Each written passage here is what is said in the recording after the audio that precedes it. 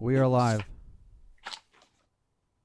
Okay, thank you, Mike at LTV. Good evening, everyone, and welcome to the Town of East Hampton Zoning Board of Appeals meeting for September 15th, 2020. This is a work session, and we have a massive agenda, as they say, a lot to do. So we'll get going. First off, we'll do some extensions of time. The first one is Philip Trippi, is the applicant at 7 Brisbane Road in Montauk, tax map number 300-30-3-3. And the original determination was filed December 2nd, 2008, and modified December 10th, 2008. And this determination and modification were approved in NRSP and 5 variances for the from wetland setbacks for the construction of an 800 square foot footprint, 1,300 square foot 2-story residence, sanitary, and clearing on a parcel of land that contains wetlands. 5 variances were requested for this application for the residence patio and second floor deck. Michael from the planning department will walk us through this, if you please. Michael Delalio. Yeah. Evening, board members. Okay. So this was previously before the board, the beginning of part of the summer, for an extension of time, and the board asked that they submit for a lot inspection and flagging or verification, just to ensure that the wetlands hadn't substantially changed that would affect the project as proposed.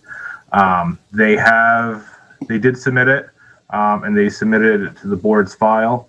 And this is the survey as approved by the board, and we were able to go out and verify these wetlands. So it hasn't substantially changed the project. So it's back in front of the board for the extension. Right. And based on that information, I am ready to approve. I vote to approve the extension of time based on the information that the planning department verified for us.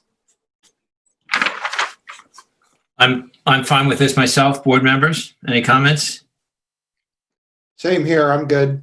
Yeah, that was our concern if the environmental status had changed, but it hasn't, so we're good. Roy? You're on mute. I'm good, guys. Okay, great. Terry, would you like to make a motion, Terry, if you please? Sure. In the matter of Trippy? No? Hang on a second. No motion? No. We are That's right. Okay, what are we doing doing these now? like we're doing the other ones. Brittany will have that. She will have that ready to the written version sent around to all of you. And at the next meeting, you can adopt it as written. Right. Okay, so we're just good. approving it today. You're just Giving it sense. saying that you're giving the go ahead to write the determination approving it. Okay. Great. That makes sense? Yeah, so we're doing these like that's right. Thank you, Nancy. Yeah, got it. Okay, We're doing them like the determinations, basically. yep. So once Nancy Lynn and Brittany are clear on our opinions, then they can go ahead and write those, correct, Nancy Lynn? Correct. Okay. Great. Okay, thank you. We'll move along. Is my volume okay, everyone? Yes, John. Oh, wow. Thank you. Okay, we'll move on to Jeanette Silva, is the applicant at 48 East Lake Drive, Montauk, tax map number 300-20-3-6. And Eleni from the planning department will walk us through this as well. I will just read some of this in. This is regarding an original determination July 22nd, 2014, and modified in 2016. And the original approved the approximately 176 square foot arbor and approximately 560 square foot of patio and deck to remain within front yard and side yard lot line setbacks on a parcel of land with jurisdiction of freshwater wetlands. And the 2016 modification approved the replacement of approximately 176 square foot arbor with 17 by 10 or 170 square foot raised deck to allow an approximately 560 square foot deck to remain within front yard and side yard lot line setbacks on a parcel of land within jurisdiction of freshwater wetlands. And they are looking for an extension of time is being requested to obtain the C of O. If you please, Eleni, and good evening, Eleni. Sure. Good evening, board members. I'm going to share my screen. So this is the most recent survey of the property. You might remember this property because they were in front of the board recently for an administrative NRSP to move this shed, which is now actually had been denied variances to remain where it was in 2019. They're in to move the shed to a more conforming location, but it's still within wetland jurisdiction. So now they're coming in front of you to get an extension of time for it's a second story deck and patio below. It's all built, it's all done. They're just trying to kind of pull everything together to get their CO. So once the admin, which the comment period has just ended, once that admin permit comes through, they're going to be looking to get a CO on the property. Okay, so that C of O will encompass everything, including the shed. Yes, including the shed. Okay, and the shed's been moved? Not yet. They're actually waiting they need to get the permits for that. So as soon as that's done, then they will move the shed. And if this extension of time is granted, then they'll be able to get a CO. CO for the whole thing. Okay. All right, I'm okay with this one too. Me too. Me too. I am as well. Okay, thanks, Eleni. We're going to keep Eleni busy with the next one too. The applicant here is Stephen Cronley, and the lot size location is 100 DeForest Road, Unit 739, Montauk Shores Condominium, Montauk, tax map number 300-32.1-1-223.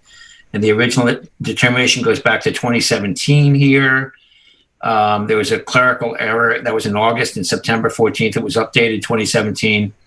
And the original determination granted an NRSP, 2 variances for wetland setbacks. The variances were granted in order to construct this mobile home and deck 78.4 feet from a freshwater wetland where 100 feet is required.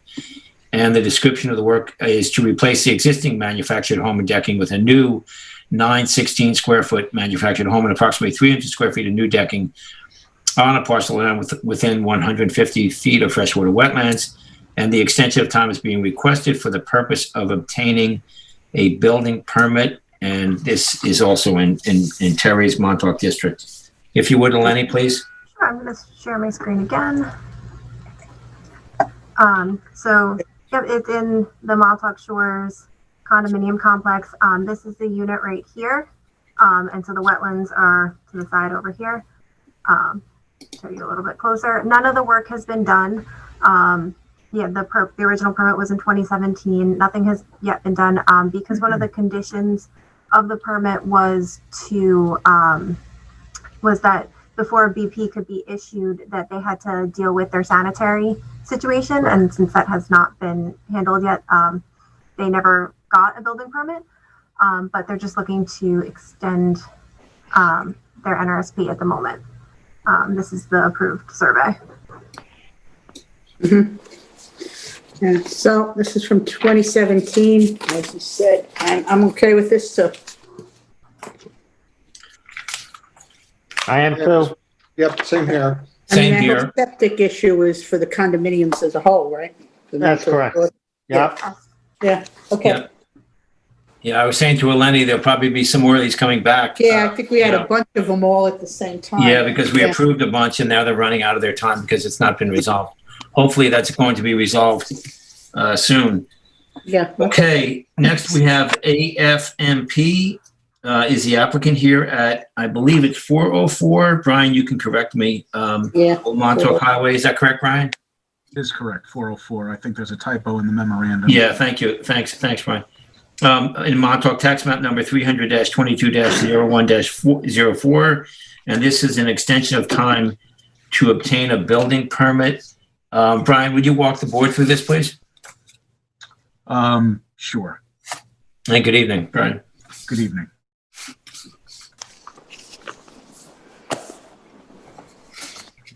Just waiting for the screen share to open up. Yeah. It's there. It is, okay. Okay, good.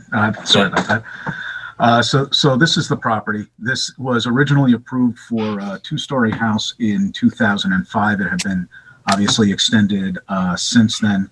The applicant came back to the board in 2018 to modify the location of the sanitary system to a different location on the property. And in the course of that review, a number of issues were identified. A garage had been built on the property. There had been some clearing in a number of areas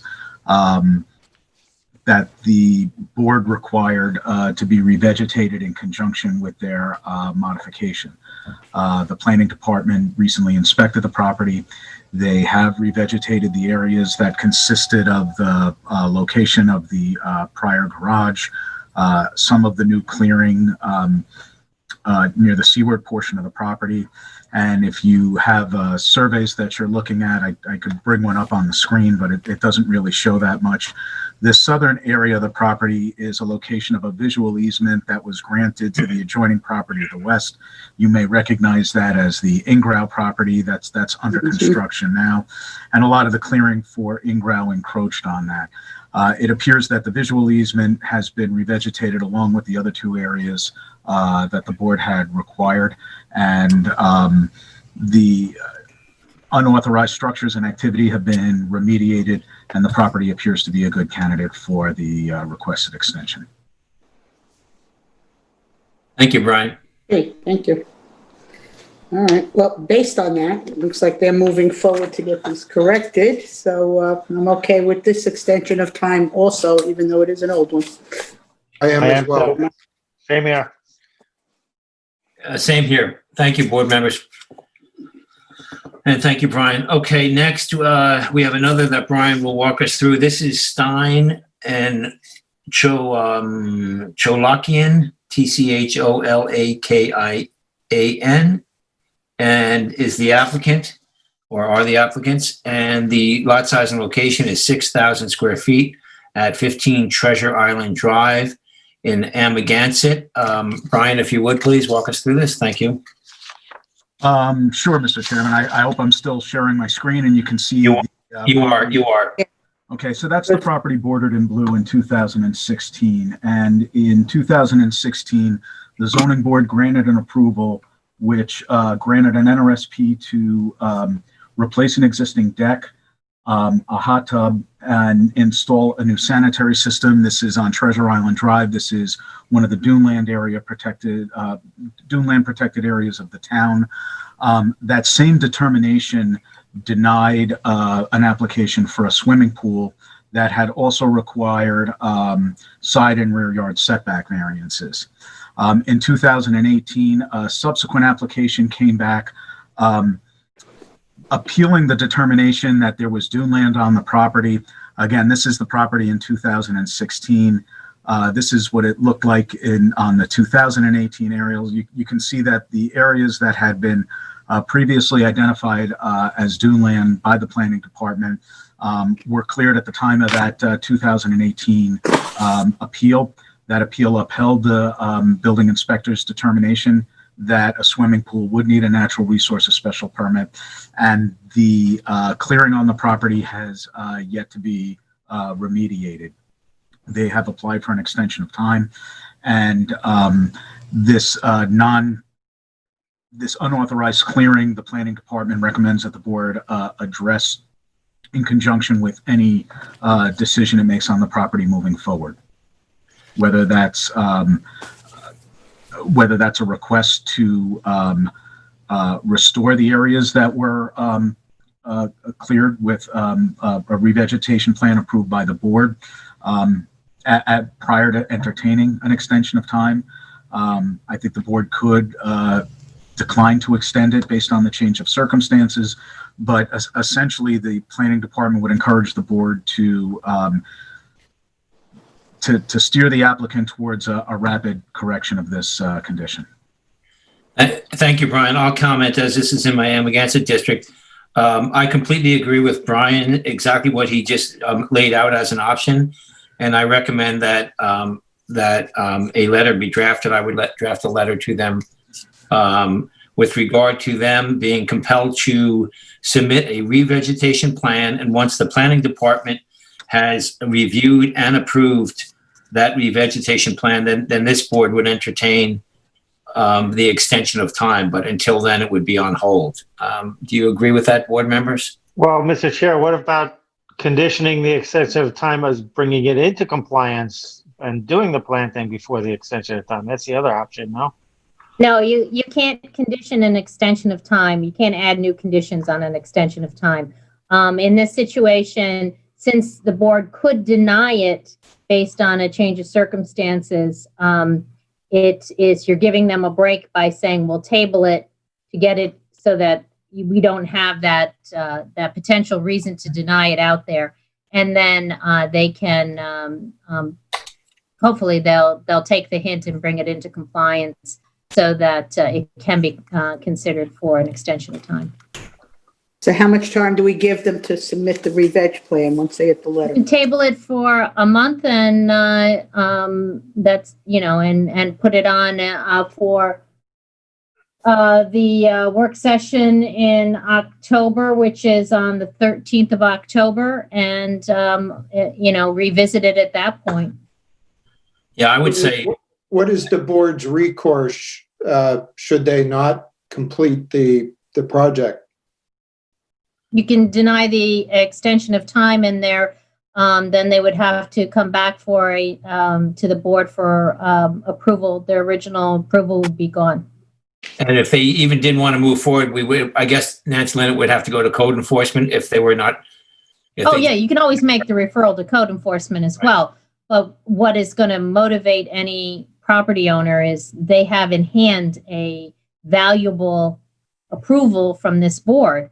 They are risking losing that approval with their non-compliance, and they're asking the board a favor, which is an extension of time, and yet they're not coming in with clean hands. So they are in a position where there's a basis for the board to say no. You could tonight say no and deny it, and it would run out. But I believe and I don't mean to paraphrase Brian, but I believe what he's suggesting is that they're given a little bit of a grace period to bring it into compliance, and it can be a win-win situation. Agree. Okay. Yeah, because the original work that was approved was to take off a deck and construct a new deck, hot tub, and sanitary system. Mm-hmm. Right? And I assume they haven't done that. I believe not, or they wouldn't need the extension of time. Yeah, that's true. Okay. Right. So hopefully if they get it in and Brian probably doesn't need too much time to review the re-veg plan, but I would just simply say as soon as that is submitted and Brian has reviewed it and given it his okay, then we put it on the agenda for the next available date. Does that sound good? Well, actually, I would suggest that you give them a deadline of October 13th to have it in and revisit it at that time. Yeah, I agree. Get it in and it's ready. Otherwise, if they've done absolutely nothing in response, then the board can consider the extension of time at that point. Right. I agree. We give a deadline to submit it, and then it's up to us when it gets, we want Brian to take a look at it. We want to put it on the next available place, right? Mm-hmm. And Nancy Lynn has offered to assist me in drafting that letter with the proper language. Thank you, Nancy Lynn and Brian. Okay. Just for the record, I'm not necessarily committing to approve it, even with that re-veg plan. So. Oh yeah, the board is your vote as far as the extension of time. It's not as though you're voting yes and and it doesn't go into effect. You won't even consider a yes until it's correct. We're not voting. We're not voting tonight. Yes. Right. Okay. Does that sound good, board? Yes. Sure. Okay, great. So next we'll move on to possible administrative applications. Excuse me. And Eleni's going to help us with the first one. I'll read it in. And the applicant here is Tamsin Manning, and it is at 1 Scoy Lane in East Hampton, tax map number 300-91-1-15.5 to allow an existing gravel driveway, stone pillars, and wire fence to remain within 150 feet of a freshwater wetland. And this is in board member Brenneman's district as well. Thanks, Eleni, if you would. Yeah, I have the survey up on the screen. Mm-hmm. So yeah, the wetland is over here. The 150 line is kind of, it just comes like right here. So the house, everything is outside of NRSP jurisdiction. And the way this was caught was they went to get an updated certificate of occupancy, and it was realized that they never obtained an NRSP for this one pillar here, the driveway, and a little bit of the wire fence. That's about it. I have an aerial photo so you can see it in the aerial. So it's just this bit here, and the wetlands are over here. Any questions?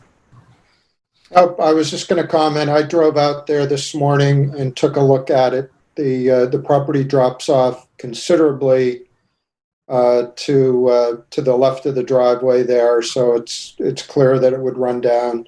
It's a beautifully maintained home, and it seems like a very minor variance, and I'm good with this.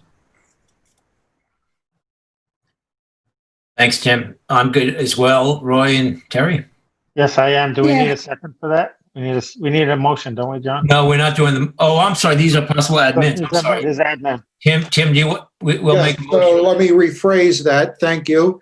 Then I make a motion in the matter of Manning, Tamsin Manning at 1 Scoy Lane, East Hampton, tax map number 300-91-1-15.5, to allow this to go administratively. Second. Second. And I Concur. concur. And Terry concurs and I concur. Thank Yeah, you. yeah. Thanks, Okay. Tim. Thanks, Eleni. We'll keep moving here. Next, we have Christopher Katsaris is the applicant.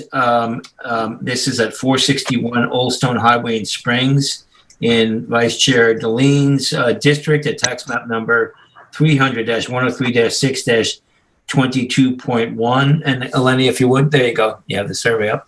Sure, yeah, this is a survey of the property. So the wetlands come along here.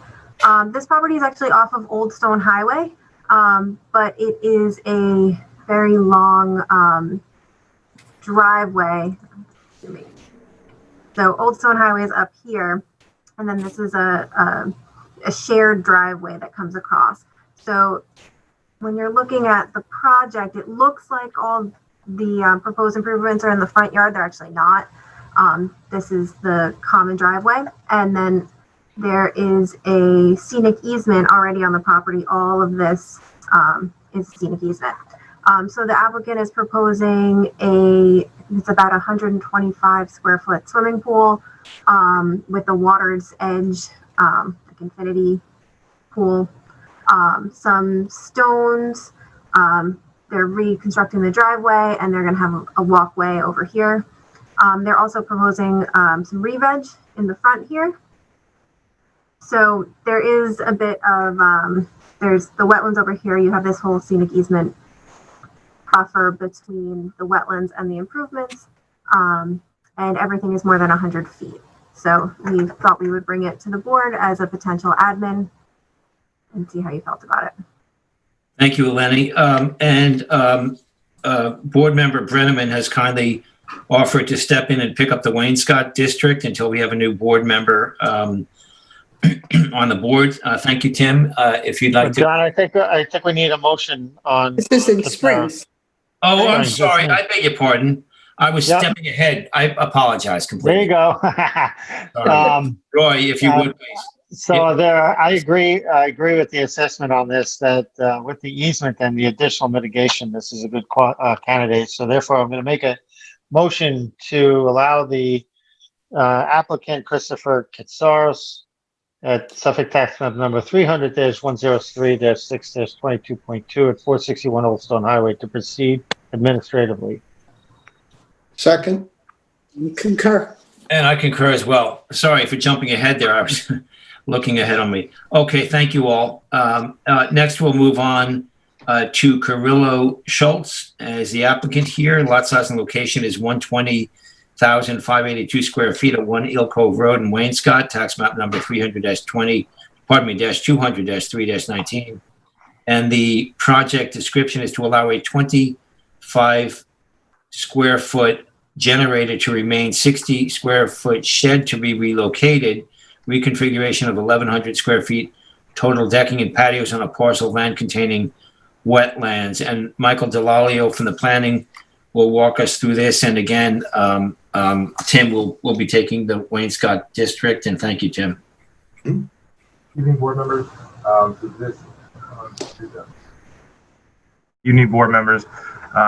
So this is over on Eel Cove in Georgia. The board most recently saw this for frag removal as part of a number of properties along Georgia. The current proposal is to legalize some structures that were constructed without an NRSP, including this shed, the generator, this kind of reconfigured deck over here, and the pool house. They're all outside of the 100-foot setback. This stone patio over here is reconfigured.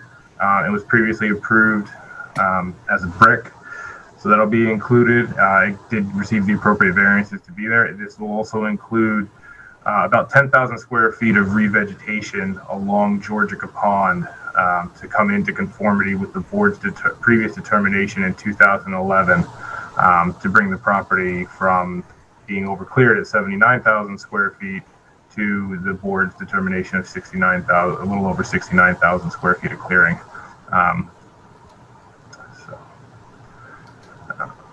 That's pretty much it. The board has any questions? The whole reconfiguration was already done of the decking and the patios? Yeah, everything is pretty much an as-built. They got hung up trying to get their CO, and that's when they call it the generator, the shed, the reconfigured decking, and pool house, because it wasn't as it was originally done in the original determination or modification. So they figured the best way to do it would be through a new permit because of the added structures and the notice issue. And Michael, as I look at this survey, the revegetation actually, in addition to what's shaded, we have revegetation along both sides, or not revegetation, but vegetation. So that Correct. would really complete sort of the entire length of the pond. Yeah, so if we go back in the aerial, so here's 2010.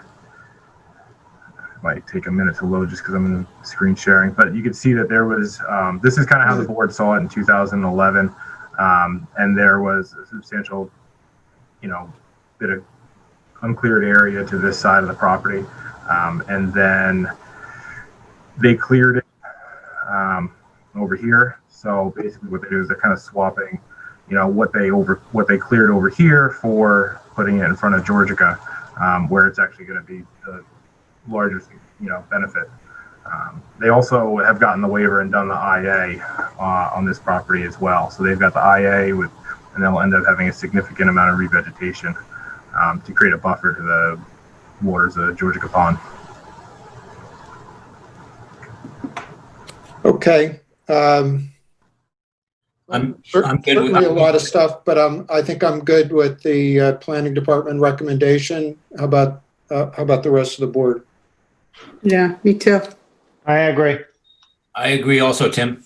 Okay, so in the matter of Carrillo Schultz at 1 Eel Cove Road in Wainscott, Suffolk County, tax map 300-200-3-19, I make a motion to allow this application to go administratively. Second. Concur. And I concur. Thanks, Tim. And thanks, Michael. Okay. Now we'll move on to modifications.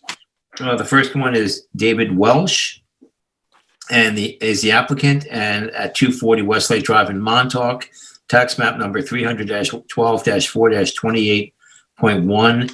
An original determination, pardon me, was filed in July 14th in 2011 that approved the relief to retain the shed and a greenhouse on the parcel. Excuse me. The board denied the relief requested for the construction of the pool and additional decking on the water side of the parcel. The original determination listed the pool and the decking as approved and was modified on July 20th, 2011 to reflect the work that was denied. And Michael is going to walk us through this one too. Or board members. So here's the property along Lake Montauk on West Lake. And this is the greenhouse and the shed. We don't see it yet. Oh, there it's coming Yeah, up. that's coming. So here's Okay. the greenhouse and the shed that I got in the board approval. What originally was before the board and subject to the denial was more decking on the lake side of the property, as well as a pool. And the assessment noted that there were more conforming locations available that met the 100-foot setback, those being back here. So what is in front of the board now is a modification for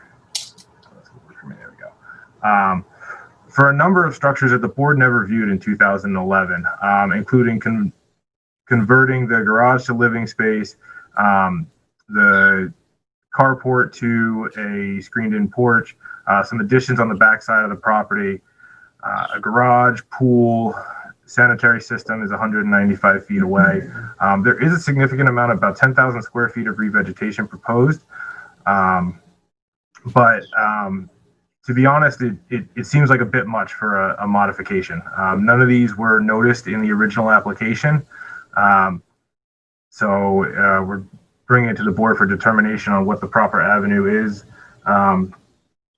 regarding the modification. Well, this, Go ahead. are you finished? Yep. Okay, I missed all that you said, not all that you said, but lost track of the garage to living space, carport to porch, other additions. This sounds like a very big project. I don't know that I see this as a modification. Yeah, that's our concern that we outlined in the memo. At the very least, it would be a modification with a hearing to encompass the notice issues, but I honestly think that it would probably be better as a new application to clean up between cleaning up the history and everything else, and just have it as one succinct piece, because this is wholly different than what the board originally saw in 2011. I think that's the way we should go. I mean, this goes back to 2011, the original determination. Close it out and let them put in a new application. And these are the renderings from the building plans. I mean, you can see it's not really interior renovations. They're going to be ending up with an entirely new house, utilizing largely the same footprint with the bump out on this side of the property. So, Yeah. Michael, I completely agree with you. There's no nexus between all of this work and the approved shed and the greenhouse. So I think it should be, and it's a new application. Just a question though, on the new structures though, what is the distance? What's the minimum distance and do they meet them? none of them require variances. So all of them, everything is jurisdictional, including the sanitary. The sanitary is 195 feet away from the wetlands. So it's, it's on its face, it wouldn't be a bad application.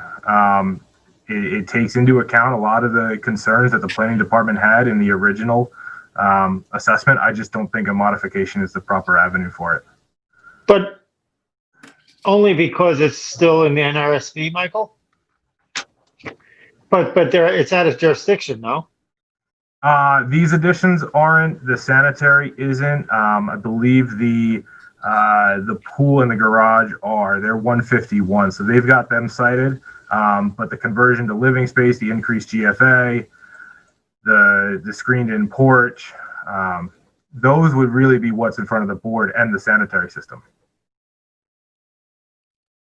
when it does come in as an application, if that's what the board decides. And actually, when that comes back as a new application, you'll come back with us and possibly request that this go administratively, correct? That new Potentially, it meets kind of a lot of the normal threshold. It would be, going through the history and making sure there's nothing outstanding and making sure we're not missing anything, and really going through with a fine tooth comb on the application, something that we don't really have a chance to do with a modification. Yes. But is that going to, what's the time frame? It's like, I'm sure the applicant has spent a fair amount of time coming to this point. What's going to be sometimes these things take a very long time to come to us. And if the applicant's trying to do something here, I wouldn't want to see them penalized by taking a very long time to come back. Well, Roy, I think if I could just chime in, Michael, I believe, I think Britt Bistrian is the agent, and she brought this in to Michael and it was basically a decision on how the board feels. That's our. Okay. All right. I'm just saying. And I think I think we all feel it's quite obvious it should be a new application. I think Britain, on behalf of the applicants, is trying to kind of run it by as a modification if that would get through, but it looks like it's not going to get through this board. It's too, if that helps. Is that correct, Michael? Sorry. Yeah, she did speak to me about that. And I told her, I asked her, I said, I think the right avenue for this probably would have been an application. She wanted me to run it past you guys, and she offered up a modification with a hearing. And that would theoretically help with the notice concerns. The question becomes whether or not it would really be enough to really get a good analysis of the proposed project. Yeah. In order to get an assessment out. I still think it should be a new application. I do too. I think the best practice on something like this would be a new application, and then it could possibly end up going administratively, but it would be with the full review by the planning department, if not a hearing for us. And so I think that's good planning. Yeah, because this is 9 years old now, the original determination on this. Yeah. I agree, Tim. Roy, you agree? Roy, are you good with that? Yeah, my only point is, I'll agree with it. My only point is, if a pool was denied in the past and they come with a conforming location, we ought to give it some thought. But and same thing with the septic system. But I understand what your point is. Regarding the pool and the proposed garage, they meet the 150, so they theoretically could get a building permit for that. Right, that's my point. And do those outside of it. And to be honest, we've seen that in the past. I believe over on East Lake, we had an application where they got a building permit for a pool and a pool house outside of jurisdiction, and then came to us with the stuff that was within jurisdiction. Mm-hmm. Yeah. So they could bifurcate it if they wanted to get. That's their right to do it, right? Well, yeah. I mean, it's more than a garage and a pool, though, right? With all these other things you listed. Yeah. Right, but the proposed pool and the proposed garage are outside of Yeah, jurisdiction. I understand. Yeah. So the only things that would be within jurisdiction when it comes as an application, if that's the board's decision, would be the work to the house immediately and the sanitary system. Right. And only, a small portion of the sanitary, really, this leaching galley of the sanitary system is 195 feet. The rest of it would meet. Right. And if that's the case, we'd probably say, let's go forward administratively if it looks good. Especially with the proposed revegetation along here. Yeah. It's definitely something that would be a consideration, but I'd have to see it, or we'd have to see it as an application first. Right. And you already know this, Michael, this application. So I think it should move along, for the applicants, and they can make their decisions. Okay. Are we? So I guess I'm going to make a motion to deny the modification for David Welsh, 240 Westlake Drive, Montauk, tax map 300-12-4-28.1. Motion to deny the modification. Second. Hang on a second. Wait a minute. What? No? Are you dealing with this as a modification? If it's if you're denying a modification, then you have to have a hearing on it because it has new things on there. You are advising. Oh, yes. I'm advising. To put this in as a new application, that it is not appropriate to go as a modification. Right. But because I'm not going to Okay. draw up a denial of a modification because that's Okay, not. so this is not, is this a motion? Is this a motion then that we're advising? It is a motion to advise the applicant that this should proceed as a new application. Thanks, Okay. Nancy Lynn. Thank you. Then I correct that motion to be a motion to advise the application that we feel that it should be a new application. And I'll second it again. Okay. And I concur. Okay. Thanks you all. And thanks, Michael, for your work on that. We'll move along now to Roger Carrilli. And is the applicant here at 30 North Surfside Avenue in Montauk, tax map number 300-29-1-18.8. The original determination was filed on February 2nd, 1995, with modifications filed on May 26, 2010, and October 30th, 2019. The application, requests to shift the location of the proposed residence to the east in order to meet the 36-foot variance originally approved in the 1995 determination. And this has to do with surveys. And Brian, would you walk us through this history, please? Sure, Mr. Chairman. As you had mentioned, the original approval was in 1995, and the determination granted a 30 by 30 work envelope for about an 1,800 square foot two-story house and a sanitary system that was approved at the time 35 feet from wetlands to the south. And the house was approved, and the sanitary system was 36 feet from wetlands to the west. In 2010, a modification was granted largely based on a DEC permit. This is the property here. As I mentioned, it's on North Surfside. This is where the building envelope was approved. There are wetlands along the length of the driveway, extensive wetlands to the west of the property, as well as to the southeast of the property. The 2010 modification mirrored the DEC permit, required a bridge for access, replaced a culvert and fill through the wetlands in much of the flag strip of the driveway, about 115 feet worth of driveway length, reduced the building footprint from 30 by 30 to 27 by 30, and relocated the sanitary system to the north side of the property, increasing the setback from about 35 feet to closer to 55 feet.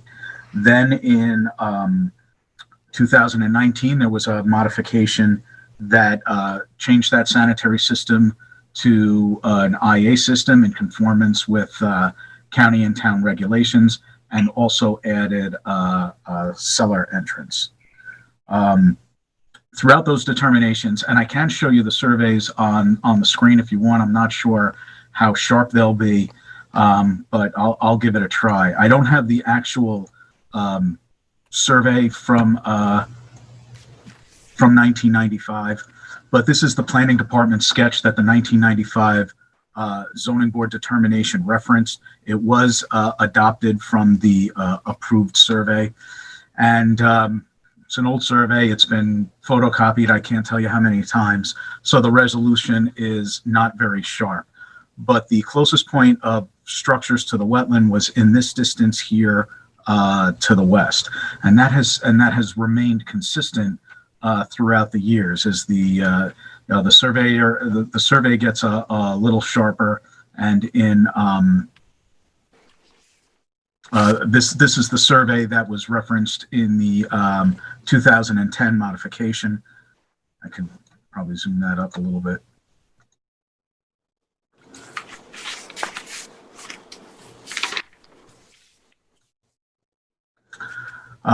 So here you see the 27 by 30 foot building envelope.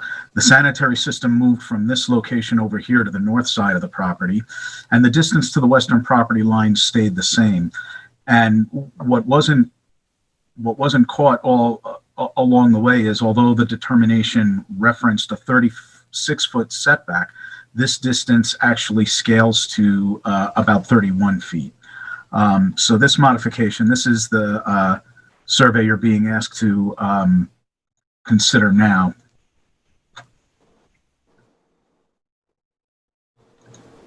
And the environmental parameters are essentially the same. The driveway is the same. The building is still, sorry, I can make that better.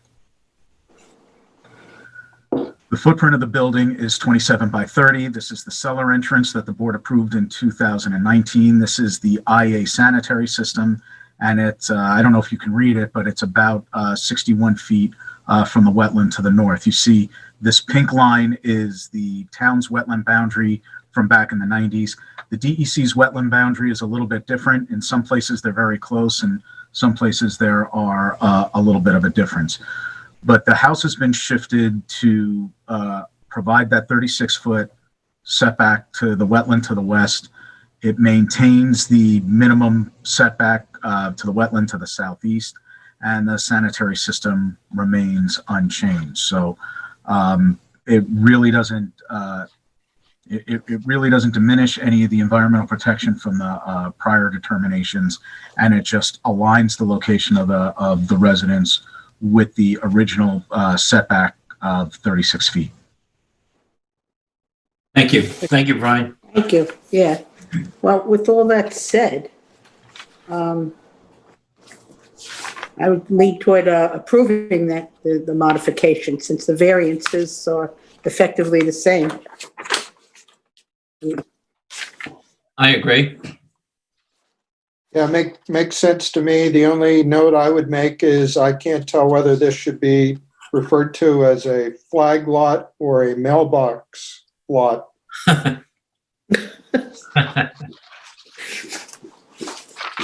Rory, how do you feel about it? I agree. Don't we need a motion? We do, after we all make sure we all agree.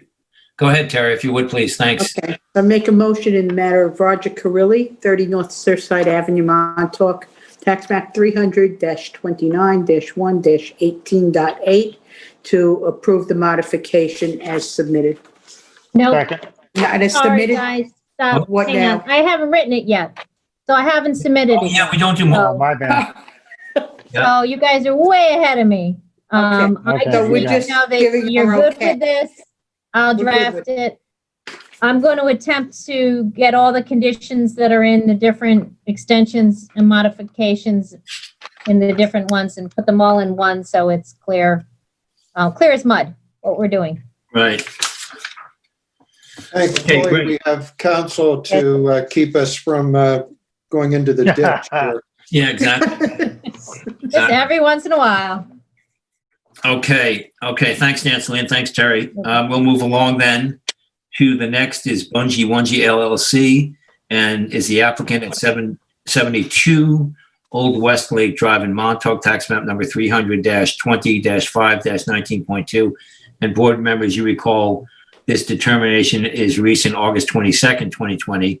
And this, Brian can walk us through. This has to do with simply upgrading to an IA system. If you would walk us through, Brian. Sure, Mr. Chairman. All the parameters of the board's original determination. This is a vacant lot on Old Westlake Drive. I could pull up the aerial if you'd like to take a look at it.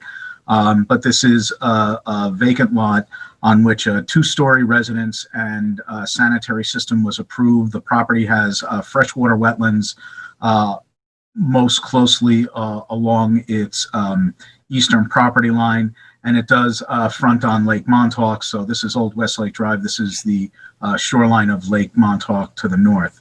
The original determination had a conventional sanitary system in retaining walls and proposed using a cutting ring to install a wick system to get down to clean sand.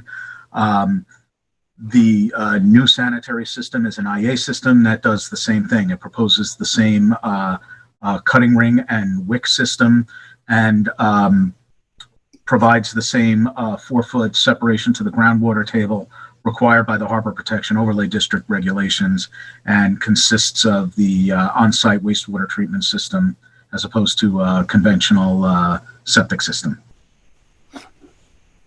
That's all there is to it. Yeah. Thank you, Brian. So this sounds like a good modification. I agree. Standard system.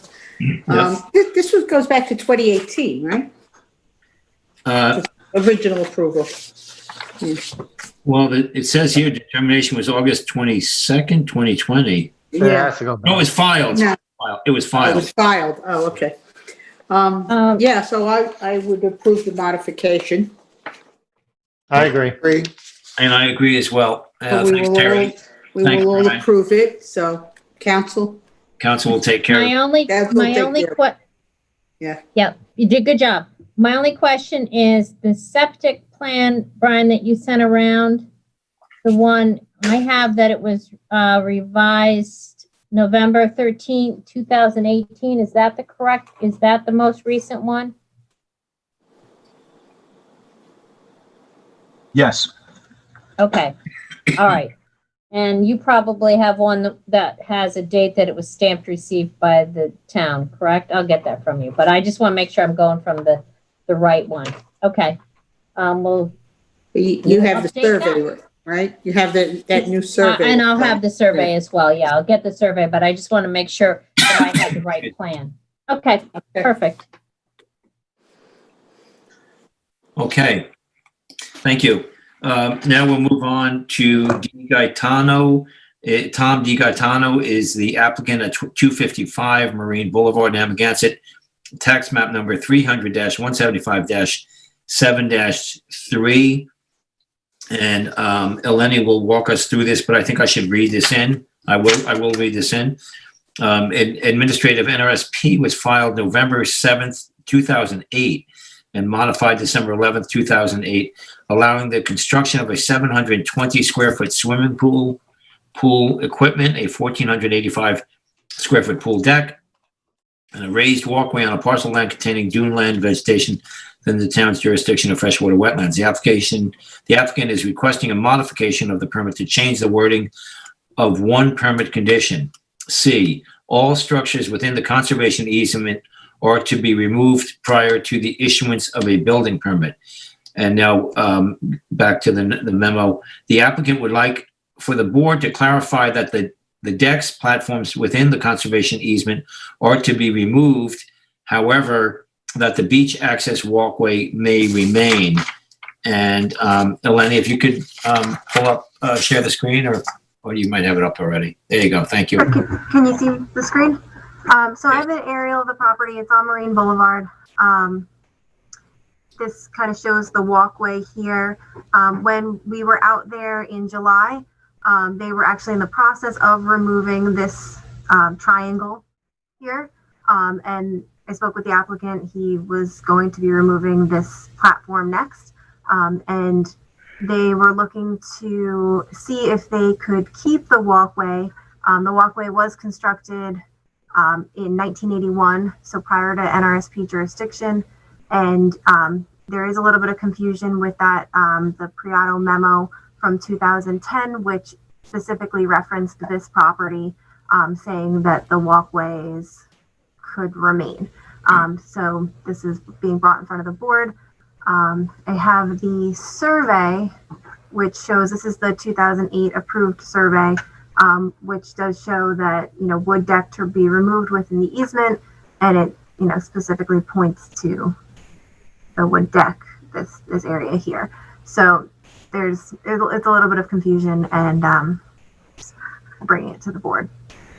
Thanks, Eleni. This is in my Amagansett district, so a few comments. I think it's unfortunate that back when the building permit was issued, they did not read the conservation easement or look at it, because I'm sure you, board members, we've seen it. Eleni had sent it to us, and it's very clear that no structures will be built in the conservation easement. That was not read, and this was given a building permit.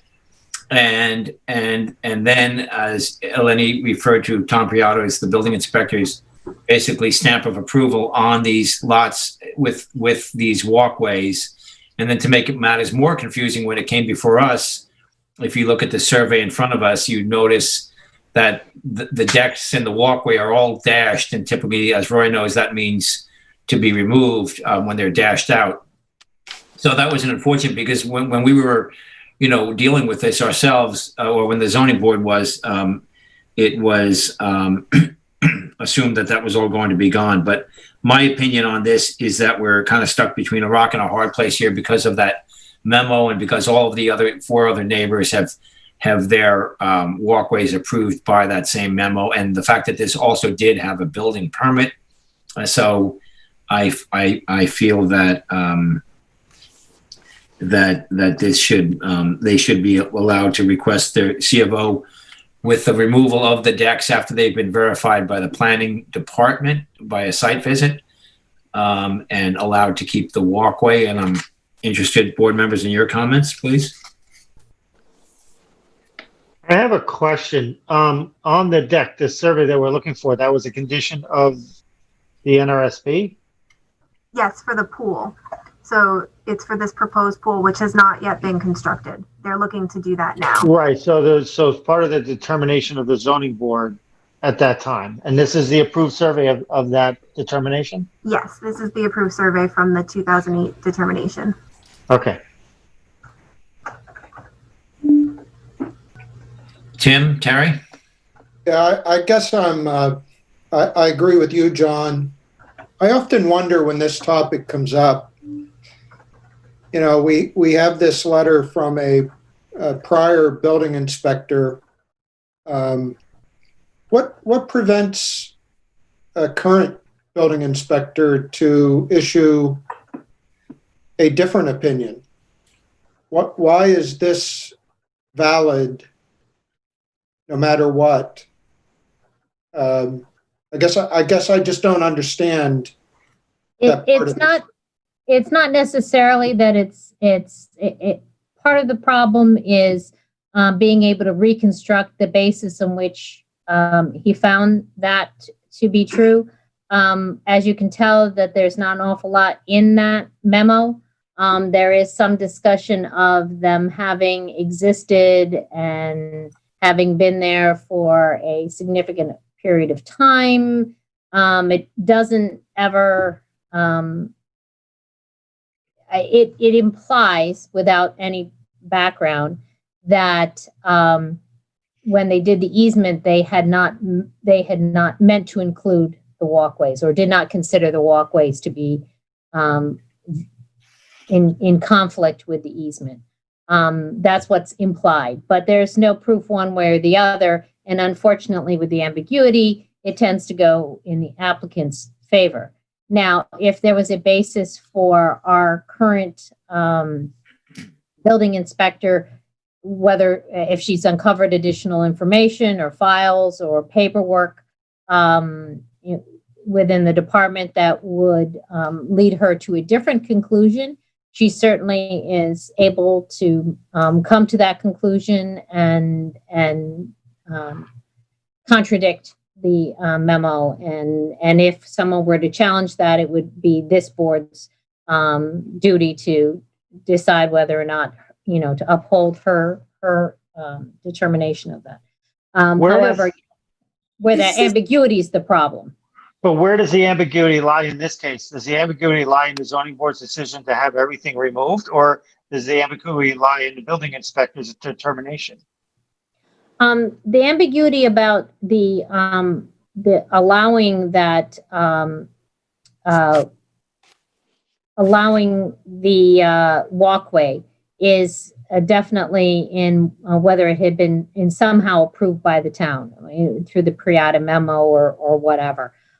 If this board in a previous decision made it very clear that notwithstanding the Priata memo, we're going to say a condition is you remove everything, then there's no ambiguity. The problem is, and you may feel that, and it is your decision as to whether or not the previous decision on this property made it very clear that it's everything post Priata, everything that's in that easement needs to be removed on this property. So if you feel that the previous determination by this board for which they are asking a modification is clear, and that the paperwork and the survey with it is clear that walkway was not to be allowed, then you're not under any obligation to modify that. You're also not under any, it's your decision as to whether or not to grant the modification. They're not coming in and challenging it. I understand, but if the determination is requiring full removal, and they're coming for a modification for us to determine that the walkway can be, isn't that still an NRSP application? It is. It is. However, it's a modification of the determination, because that determination included in NRSP. So it's truly a modification because it's a condition of that modification. It was there at the time that you considered it. You said remove it. They agreed to remove it. Now they'd like to be able to keep it. It's up to you whether or not you want to I'm grant just it. not comfortable. I'm just not comfortable being an additional party to an arbitrary decision. that's what I No, think. It yeah, and feels you're not. And like this is. I think it's the history of this that makes it, you know, it's you deserve the history of it, which Eleni has given you. But as far as the law on this particular case, because you have ZBA since the Priata memo has specifically spoken on this property about removing all structures in that in the easement, that's where we pick this up. That's what the case that the law on this property is. I think that you, in light of the Priato memo, you know that other properties on either side do have them and have been allowed to keep them. And so then the question is, I guess it's a question of, is there a reason that you would want it to be removed from this property where others are allowed to have it or are continuing to have them? I mean, I didn't go back and rewatch this hearing. I guess we always could table it and consider doing that, but it seems like it's fairly, my thinking was it's fairly clear, although they do point specifically to the two decks that they're in the process of taking away, and they have that going for them, but they did dash in as if they were removing the walkway. But again, the other side of it is they had a building permit, which gave them this initially, and I'm just curious.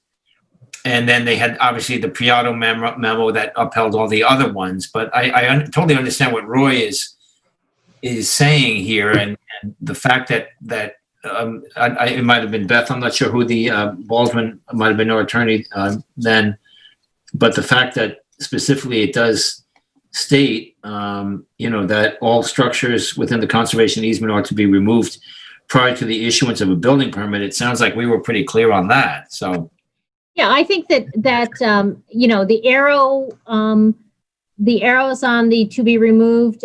There is not only an arrow to each of the decks, there is one to the walkway.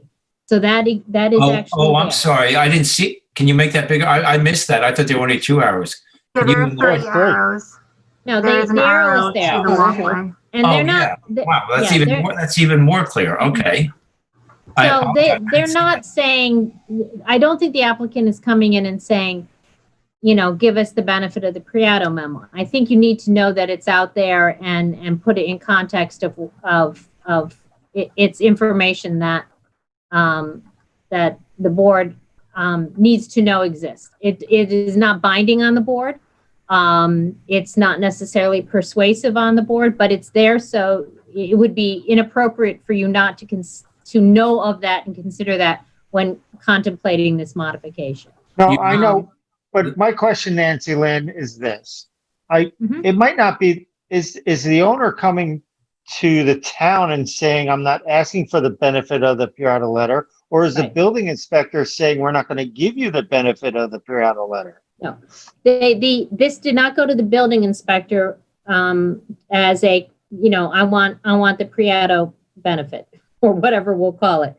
They are coming directly to the board, knowing that the board said no structures, and they're saying, could you reconsider? Let us keep the walkway. Do we consider something like this, having them bring this? Let's say they already have. Let's say, they're already coming back for a modification, but I'm just wondering if they were able to come back and try to offer some mitigation for being able to keep this. Like, I don't know about it. Like, it would be like a modified application that they would come back to us for, if you follow me. Well, I mean, if at this point, maybe a scenic easement or something like that. To them that there isn't, that if the board felt that removal of those items was a condition upon which that approval was granted, and that you are not comfortable just removing conditions without it being replaced with a different condition or different mitigation, you can basically say, we don't really see an awful lot here. Instead of, if you'd like us to make a decision on your request, we will, or would you like an opportunity to offer alternative mitigation that you're offering instead of the mitigation or the condition that the board had insisted on at the first time, which is that the walkway be removed? Yeah, and I appreciate Roy bringing that up because I was putting a lot of weight on the strength of the memo from the building inspector. So I appreciate Roy bringing that up. And I also, unfortunately, I thought it was a grade line, a topo line. I missed that middle line. So personally, I feel exactly what you said, Nancy Lynn, is the way I'd like to see this move forward. Give them a chance to come back and maybe offer up some more mitigation to keep it and see what the board feels at that point. That would be my opinion on this. I'd like to say, they haven't constructed this pool, and they can't construct the pool until, the condition was that before anything was done on the property, that they would remove these structures. So they really want to construct that pool. They're kind of in this, they can't do anything with this permit until they comply with this condition. Yeah, I know. And this application, though, the determination is 12 years old. So at that time, I know now they're addressing it and want to rush along with it, but I don't know if I'm prepared to rush along with it at this point. Yeah. This is not the property we had a hearing on? No, that's 241. I think it might not mean they start. Yeah, I agree with, and thanks for that, Eleni.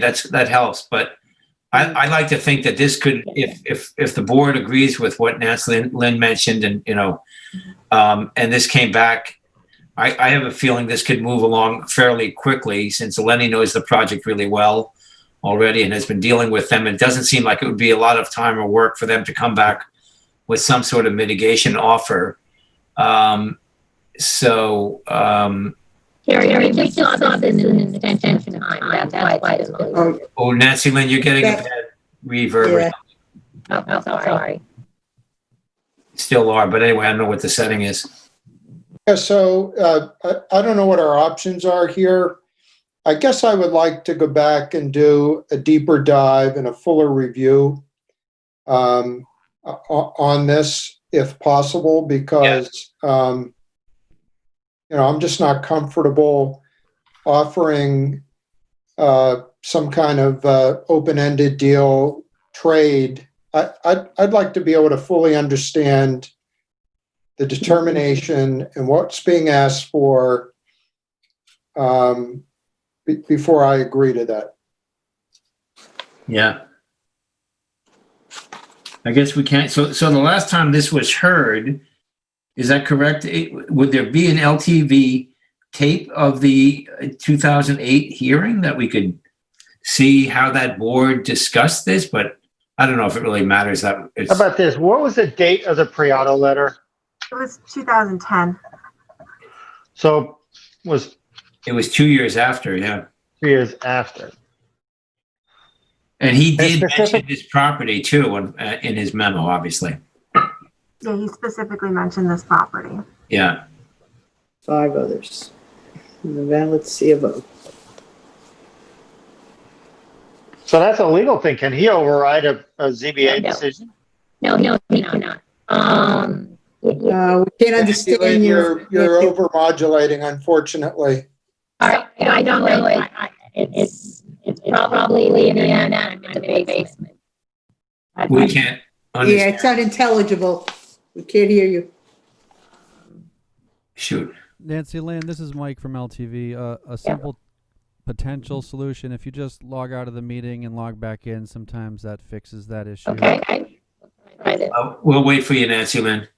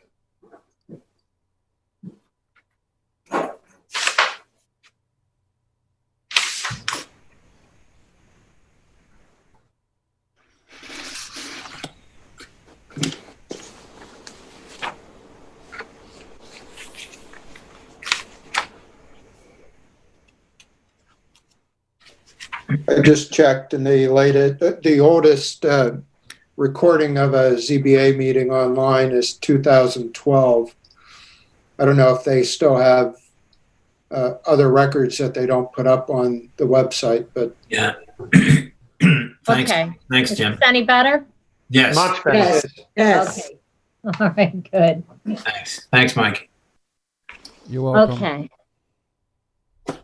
So ZBA is actually, I mean, obviously,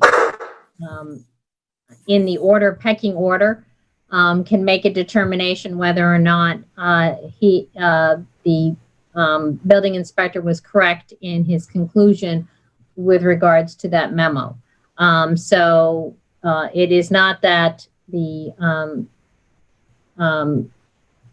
ZBA is bound by that memo. But where you do get into is the issue that it comes into is if because of that memo, the town has acted in a certain manner and granted certain properties the ability to have these walkways, then to now suddenly decide not to grant those could be considered arbitrary and capricious, except for, since I happen to know the history of these 6 properties pretty well because of previous applications, it is pretty clear that ZBA itself has never granted the walkways or the decks. They have granted walkways. They have never granted decks, and so you would have to look at some of those that they've granted. This current board hasn't, and even if other boards have, you felt that there was a change in circumstance, why another one may have felt that they were bound by the Priato memo, or they felt that those circumstances have changed and the walkways have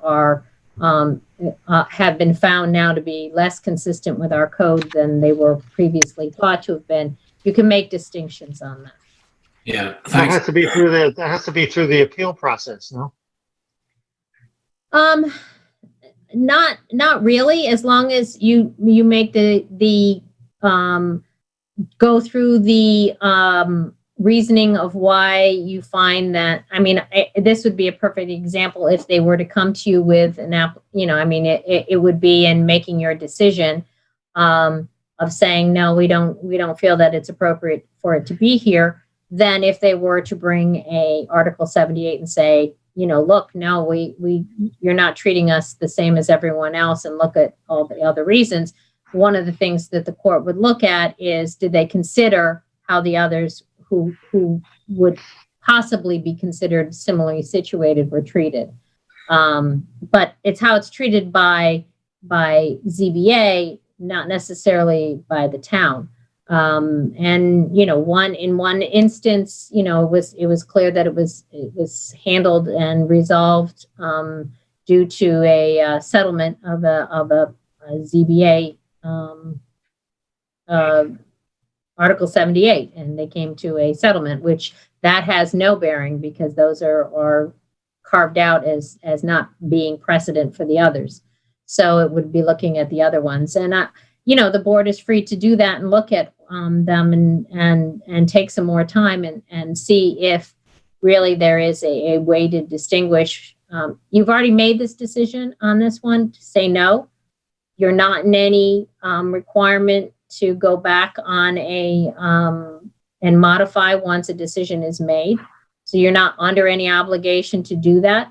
But if you wanted to consider changing that condition, and you wanted to be clear on why you were doing that, or wanted to be clear that you didn't want to do this in this situation, then, you really do look at how would you compare it to the others where they have gotten it, and under what circumstances were they given that ability to have the walkway.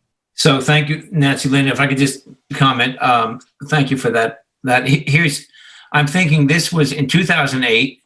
it was clear, we all know now it was clear that this was a determination that was supposed to go. And the applicants right now, because of that, could clear it all away, get it inspected and get their get their, their building permit for the pool. Or they could come back to us with an offer to try and make some mitigation and for us to change this condition. And the only reason I think what's so different about this and unique about this application are a few things. One is that 2 years after this was put in place and was literally on paper, and I imagine Tom Priato didn't see this survey, but he basically gave his stamp of approval to this lot and 4 others, and they were given a building permit to build this deck, and they did, and yet it goes against the zoning board's determination. So I would recommend that they either take all the decks off and they go ahead and move forward with their project, or they come back to us with another request and possibly some mitigation. There's a level of fairness here, I think, that comes into play, considering the other 4 neighbors have these walkways and were given all these approvals, and maybe no other zoning board besides us has ever looked at those 4 applications so carefully. So that's my thinking, that we, give board members time to look into this, or we simply get a letter out to the applicants and offer them the chance to come back to us with an offer to leave the walkway and provide some mitigation. Otherwise, it's a sort of a bait and switch, and I'm very concerned about future applicants coming back after a determination is written and asking us to remove conditions that are pretty important. So that would be my opinion here.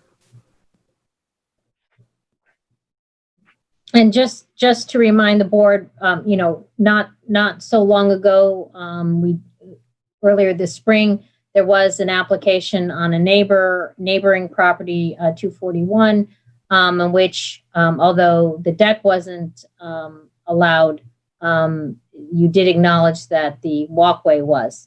Yes. So the walkway itself was approved and allowed to. I would like in moving forward, I agree with you, John, but there's something. Has he filed for a building permit for the pool? No, You cannot. It's The not been condition is, filed? no, he can't get a building permit for the pool. He can't even file for it until he met the condition of the permit. Right. So the applicant would have to either take the deck away and get his permit, or come back to us. That would be. my understanding is he is taking the decks away and has. No, I is meant not- the walkway. Yeah, but the walkway, right. Yes. We all know the decks are going. Tim, Terry, how do you feel?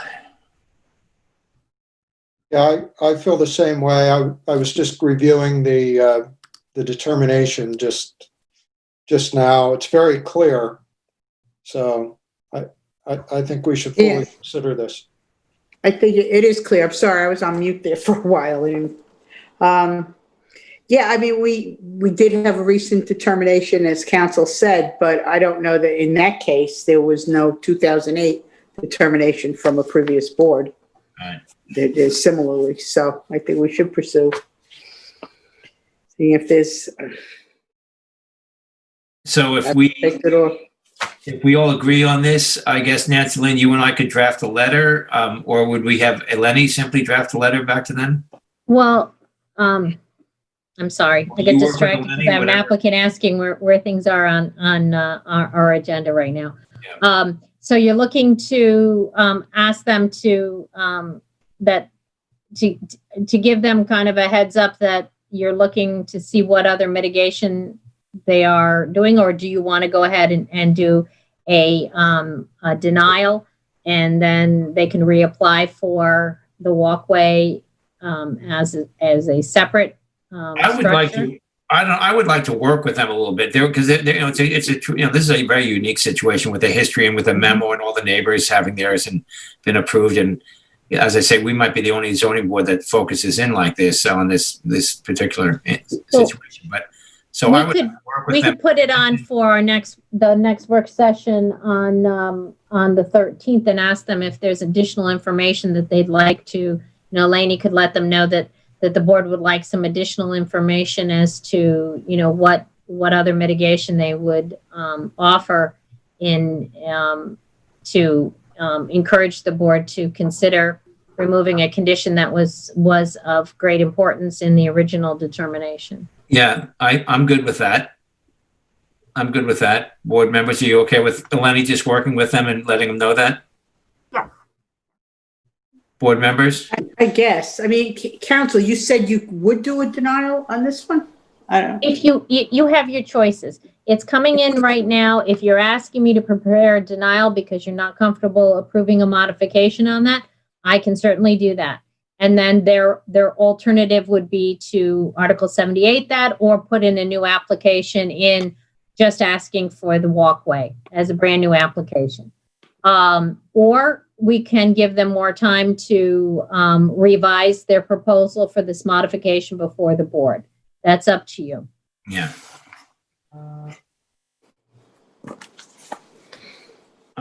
Again, I would like to see us kind of work with them and try to come to a resolution here instead of going back to We should square try that. zero,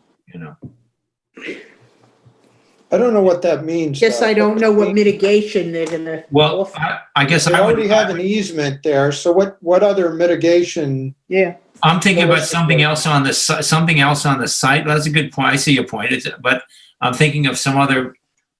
Can you zoom in on that a little more, Eleni? Enlarge that survey in the general area there. Sure. Are there other opportunities on the site for revegetation or something there, Eleni? The only thing I could see is they have a conventional sanitary, but I don't know if that's something that they would consider offering. It is pretty vegetated. I mean, it is the easement besides the walkway is untouched. And then there's not that much else. I mean, there are wetlands across the street, but this is pretty vegetated up here. Yeah. So Yeah. Well, Maybe there isn't much, Well, if that may be the case, then we would deny this and they could go ahead, they would take it out and they'd have I guess, Nancy Lynn, they would have a footpath. They could keep can they keep the footpath to the beach and they could build their pool, or they could come back with a new application or something, or? Well, as long as it's not a structure, I mean, they're allowed to access through the easement. The walkway, the sand path, yeah. The sand path through there is certainly. Yeah, well, Tim, Whether or I'm glad not- you brought that up. I was thinking there might be a lot of areas of re-veg and something to make it environmentally, a better site, but maybe there are not opportunities there. yeah, if you look at the My area- recommendation is that we table this Mhm. and that we do a little bit of research to see if we can, establish that there's some real rationale behind our decision either to approve or to deny, so that we can fully document that rationale as part of this. Yeah.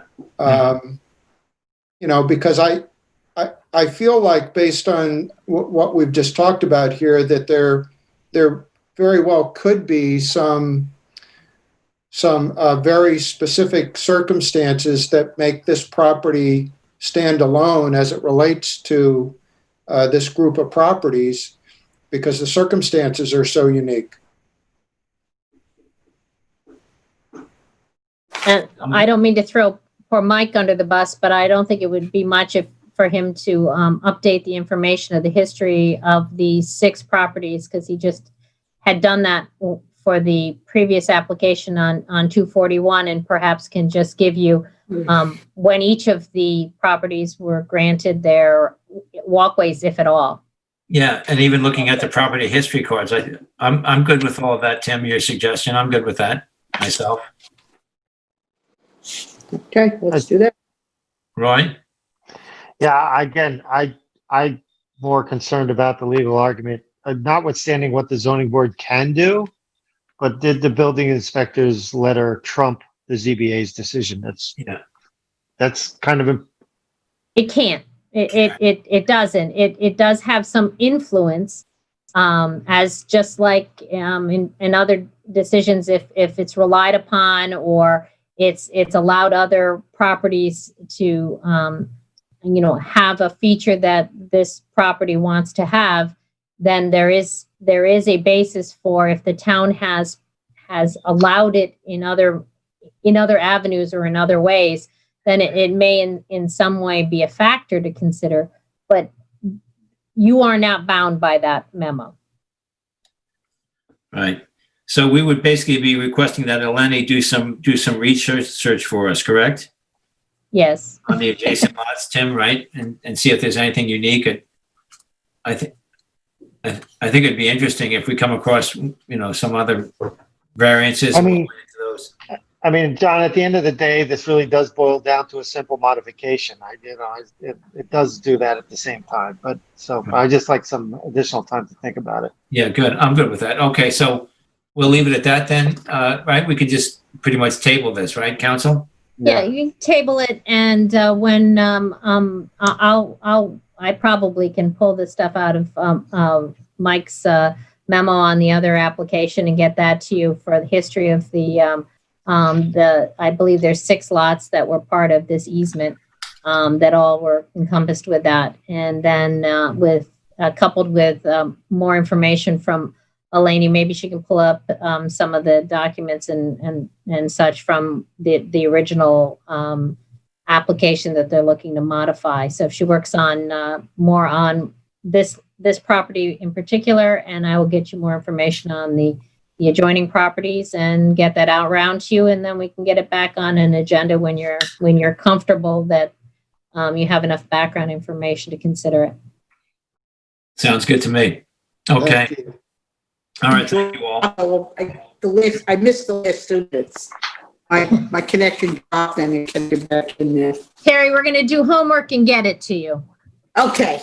We're tabling it till we get you some more info. Okay, that's the 2 minutes. Okay. Okay. All right. Thank you all. Excuse me. Okay. We will now move along to our board determinations. The first one is John O'Rourke, and I will read this in. This is Michael is the planner on this, and this is in board member Brenneman's East Hampton District. So John O'Rourke is the applicant at Island Road in East Hampton, tax map number 300-93-3-2.1. And this application had received previous approval to proceed with an administrative natural resources special permit. Prior to the end of the 20-day notice period, multiple letters of objection were received by neighboring properties. The project as proposed and approved for administrative review was to clear vegetation and install a non-permanent kayak rack on a parcel of land containing wetlands. The board needs to determine if they feel the letters that were submitted for this application make it necessary for a new public hearing, or if the application can proceed administratively with proper mitigation. Tim, would you like to? Well, Michael, maybe if you want to reintroduce this a bit, Michael. Good evening, board members. Yes, so this is the parcel at the end of Island Road in the Hampton Waters Property Owners Association that came before the board previously earlier in the summer, probably I think it was late July or maybe it was the July work session, for potential for administrative review for a kayak rack and a bit of clearing on the property in an effort to get some of the small craft off of out of the wetland and off the marsh. The 20-day comment period ended on August 5th, I believe. So maybe it must have been earlier in the summer than I remember. And we received multiple letters, some for and against, and I believe we sent those around to the board, and really it comes down to a determination from the board as to whether or not the application can continue to proceed administratively, or administrative review should be terminated and proceed with a hearing, in which case an assessment will get written and will get put on the board schedule. Hey, Michael, can you put up the aerial again and just point out where the proposed? Sure. So the proposed kayak rack is going to go over here. They were going to cut a trail in and then connect up to the trail here to be able to take the kayak rack in, or the kayaks and small craft in.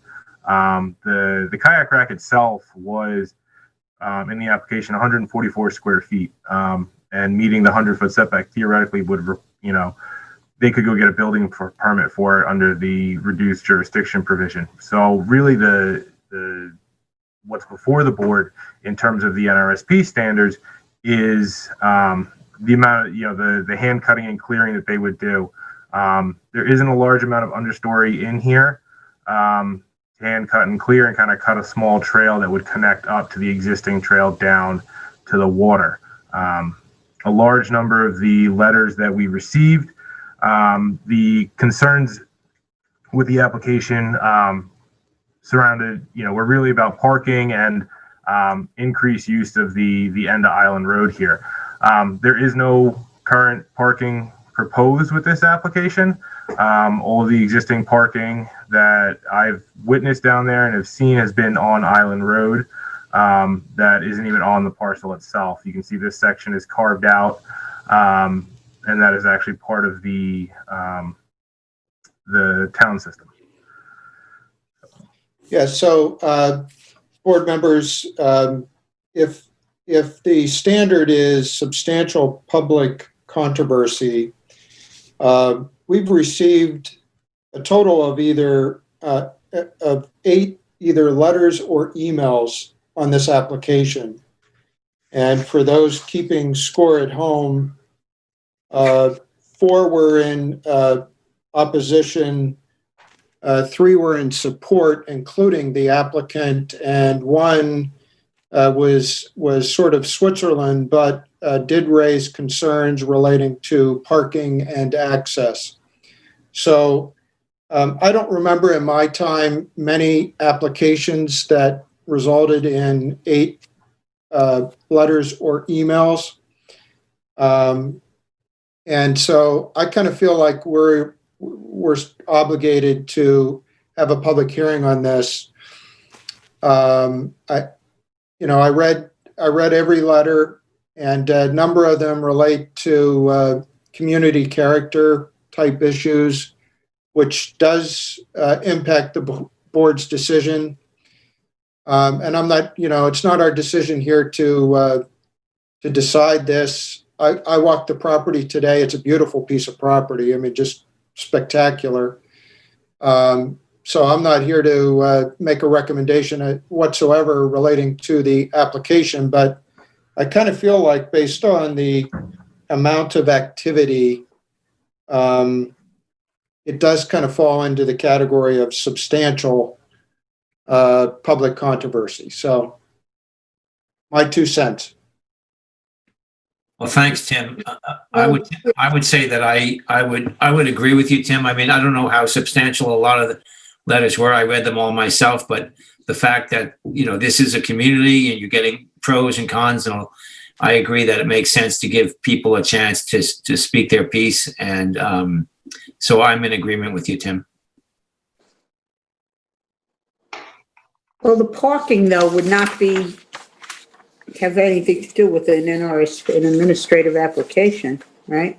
There is a letter, though, one of the letters from, I guess, for one of the residents, Patrick and Marie de Marchelier, that came from Wayland Filer as an attorney, questioning, I guess, about public recreational facility near 10 or 15 feet from the property. And is there any construction? There's no real construction with this, is there, Mike? Some letters mention about construction. No, it's minimal hand cutting, and there's no digging. There's no, substantial framing or anything like that. These are going to be, as they were proposed, kayak racks that would be, kind of just on the ground. There wouldn't be any footings involved. There wouldn't be anything to that end. So it wouldn't be, like a boathouse or something going up. Theoretically, they could be something that would be built off-site and brought in.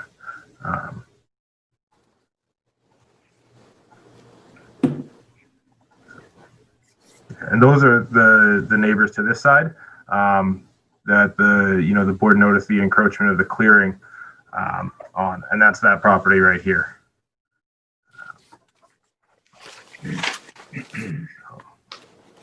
Hey, Roy, how do you feel? I'm leaning more towards having a hearing on it as well.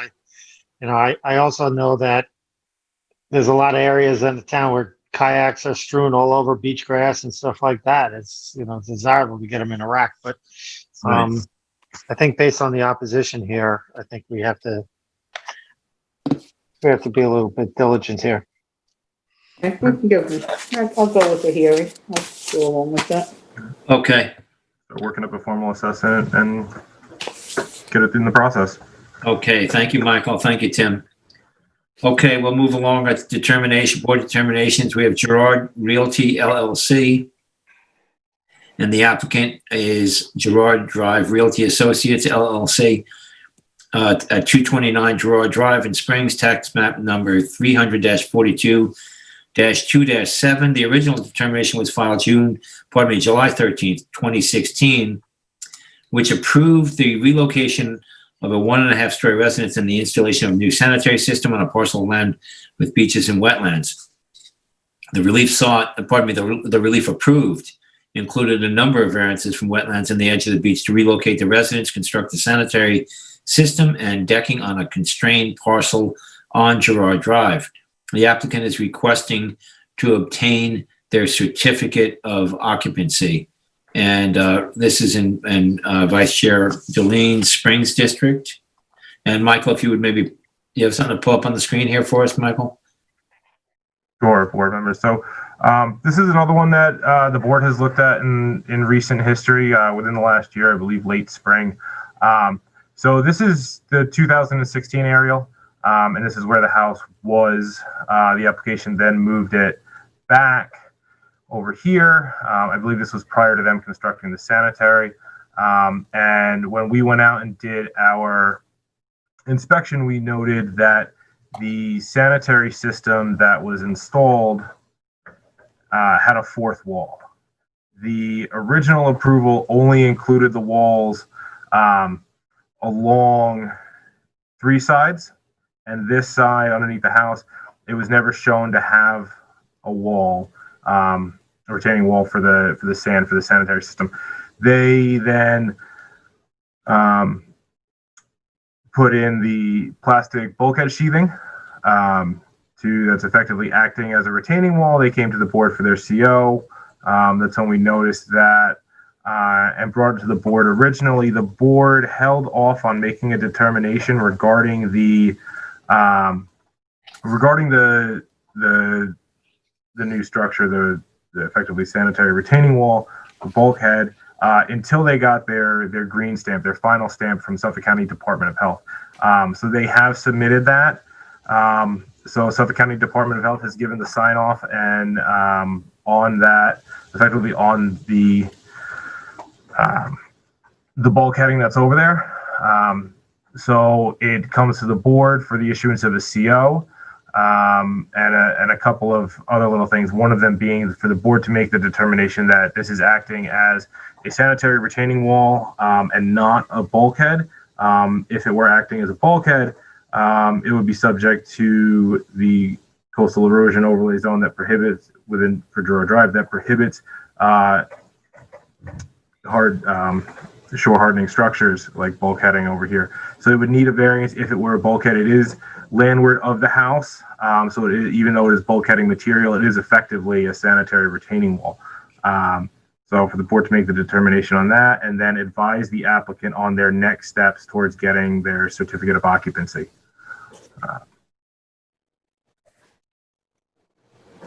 Mike, I have a question.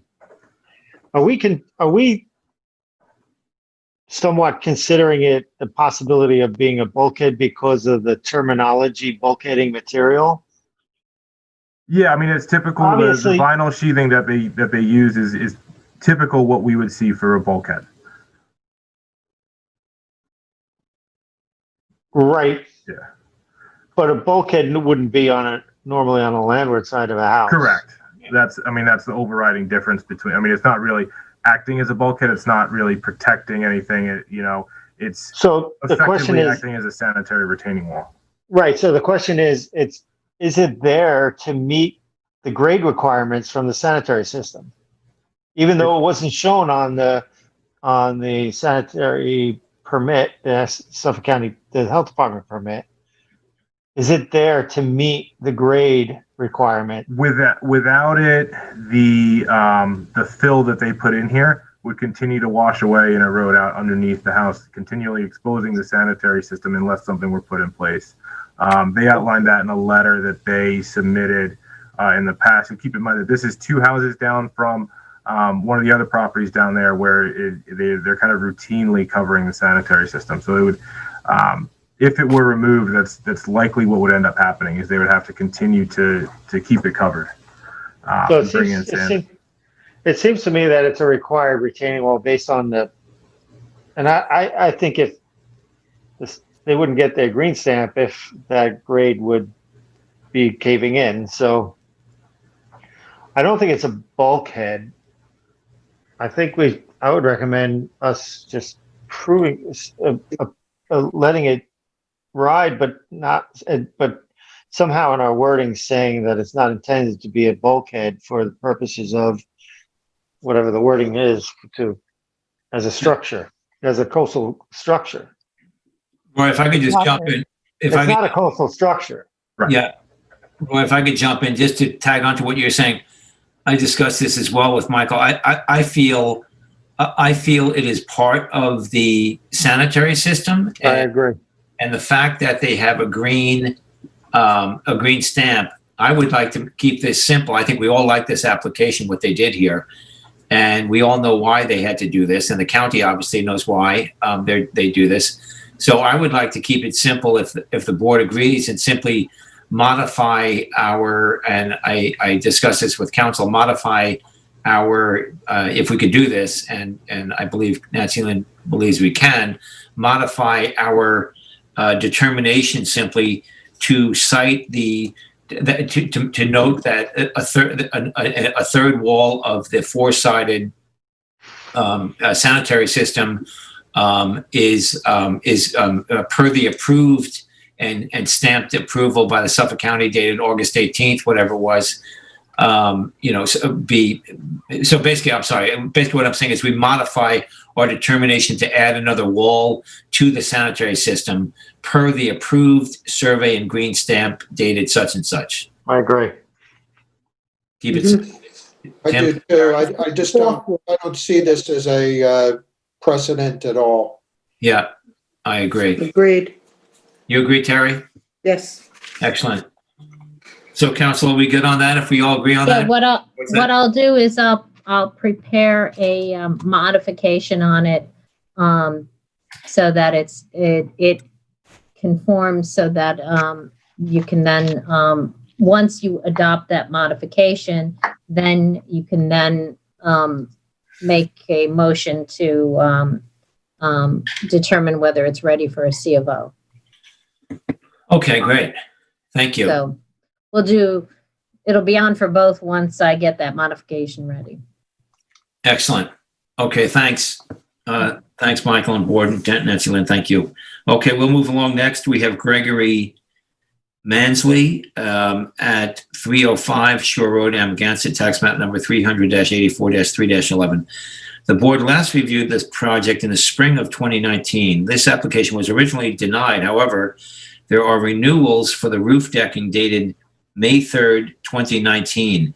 The applicant is requesting a certificate of occupancy. So I'm just going to start talking. This is in my Amagansett district, and I feel fairly cognizant. I discussed this with the planning department and Nancy Lynn. So I had gone down there, as you may recall, when I did my field report, and and found that the deck, actually, Michael, could you pull up, Michael Delali, could you pull up that, the image that you have of the deck as it is, that sort of looks like a new deck, the roof deck, if you would, Michael?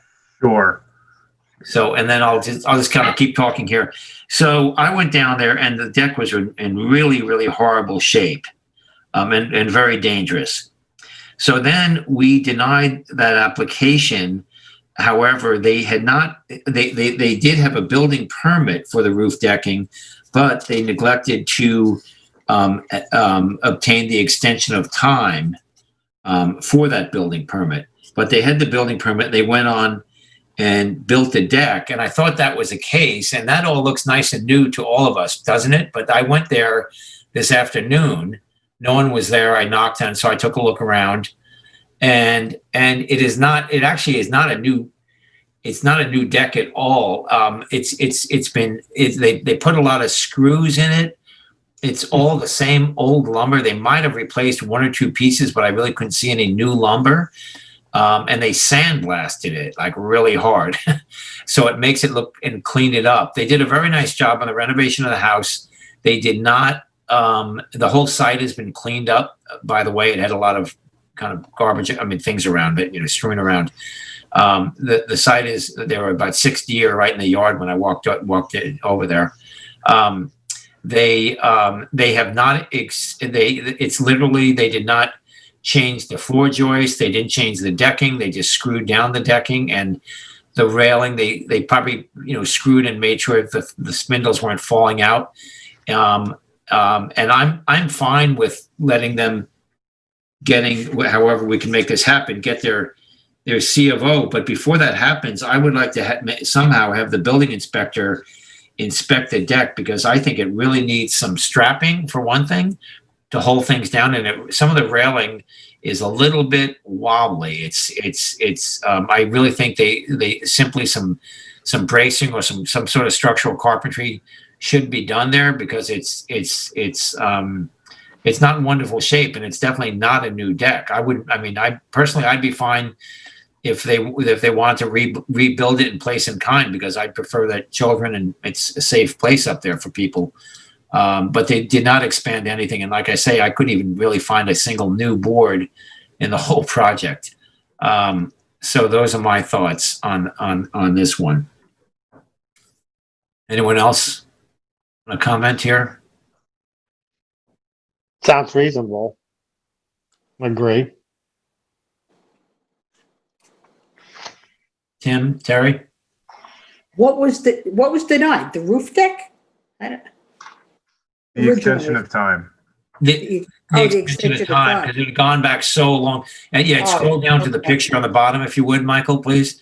That's what it looked like. And now, since they got that building permit, and you can see they've cleaned up the site, they've reshingled it, they put a new membrane roof, they put new asphalt shingles on the roof.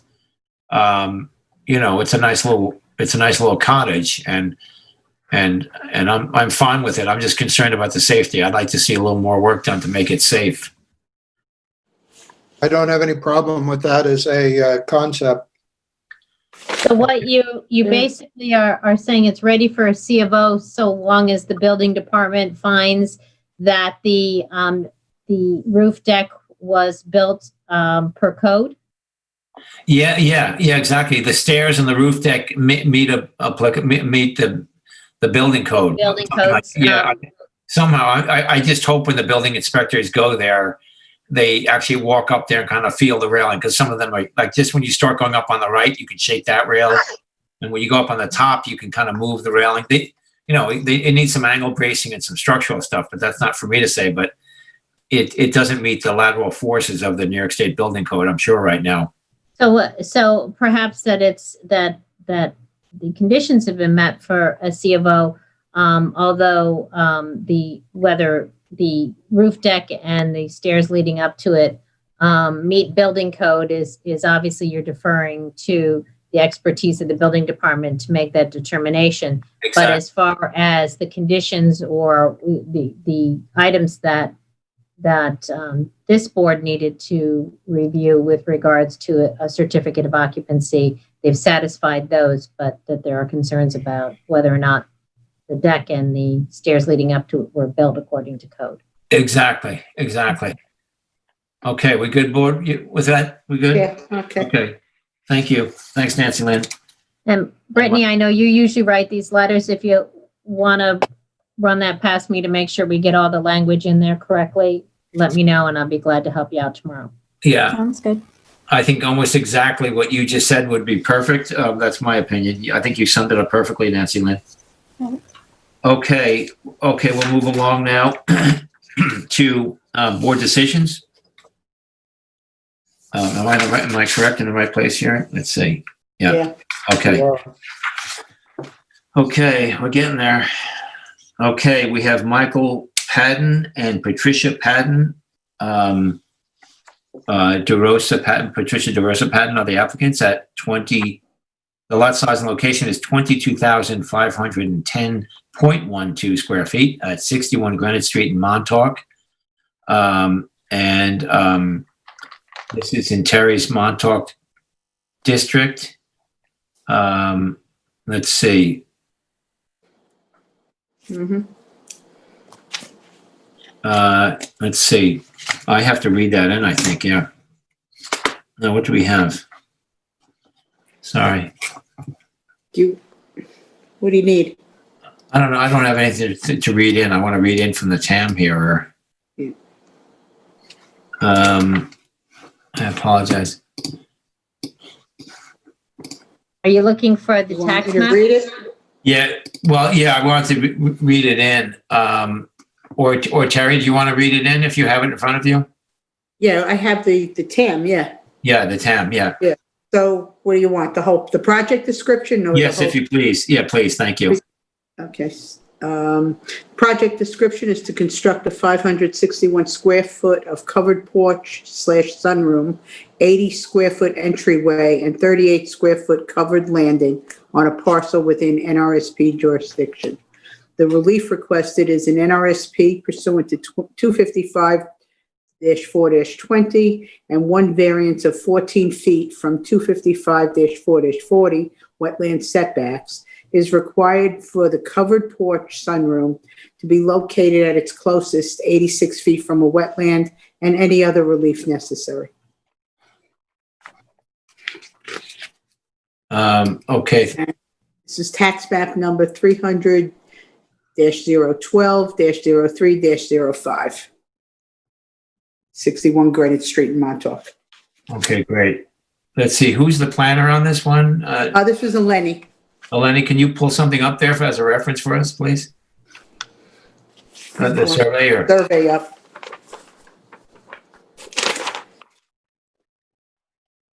We may have lost her. Oh, You geez. lost the Lenny? We don't Oh. know. She's on mute. You're on mute, Lenny. Or maybe we There, lost. she's off mute now. Eleni, I'm going to unmute you. This is Mike from LTV. We'll see if this comes back on.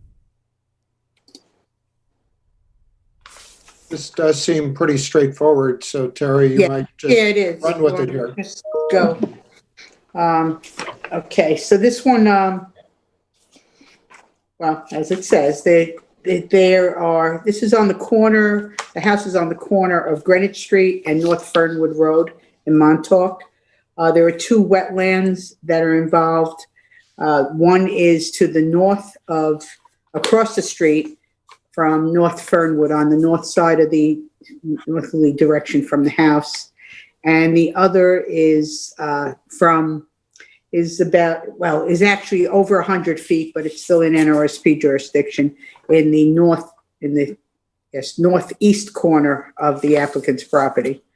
And this is a project that's taking from the front of the house, they're adding an egress about at the center portion of the home and wrapping that a deck and two methods of egress around the front of the house and then around to the north and then around to the back where they have a deck. The deck in the back of the house is the one that requires the variance of 14 feet from the wetland that is across the street from North Fernwood Road. The other thing that came up during the hearing is that there's a shed that was not meeting the southerly setback from the side yard setback on the property. So during the hearing, it is relatively straightforward. The applicant agreed that the shed on the south side, that they would move it directly north to get it to be 15 feet or more away from that southerly boundary. As far as the NRSP and the variance for the covered porch, it's a 14-foot variance from the wetland. That's 86 feet to the north of this property. So I find as far as the standards for the variance, it's a small variance.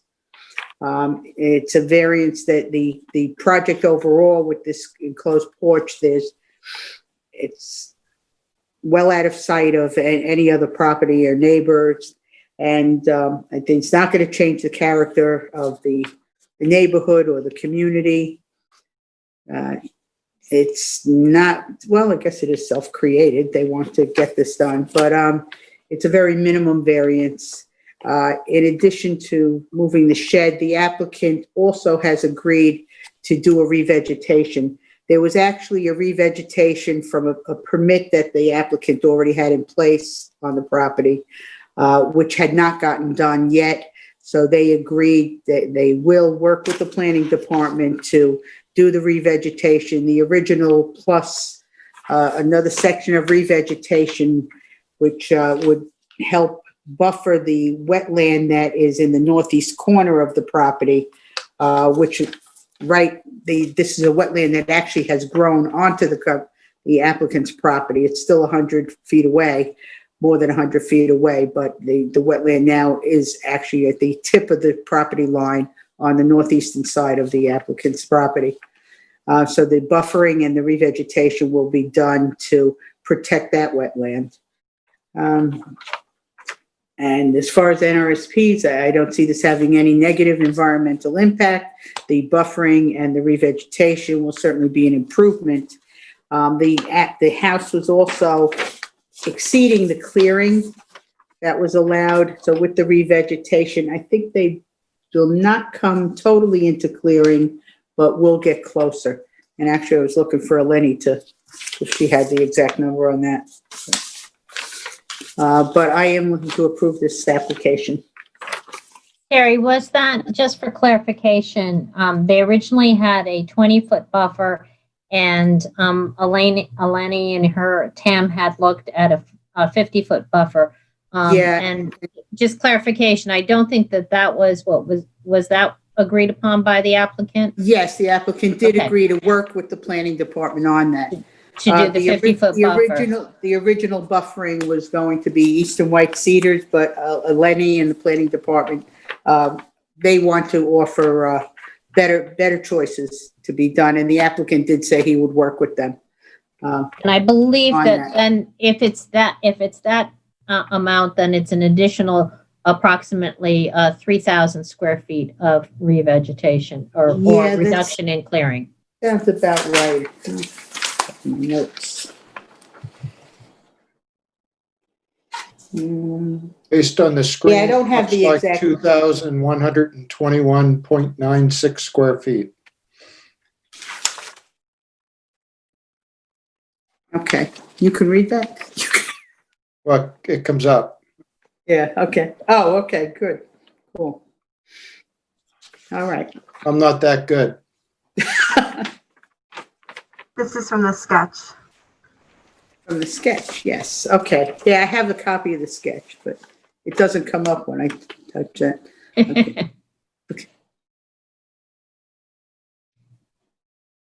Nice. Okay. So I am approving this application. So that the agreed upon is this referencing this sketch, correct? Getting Yeah, is that dated March 10th?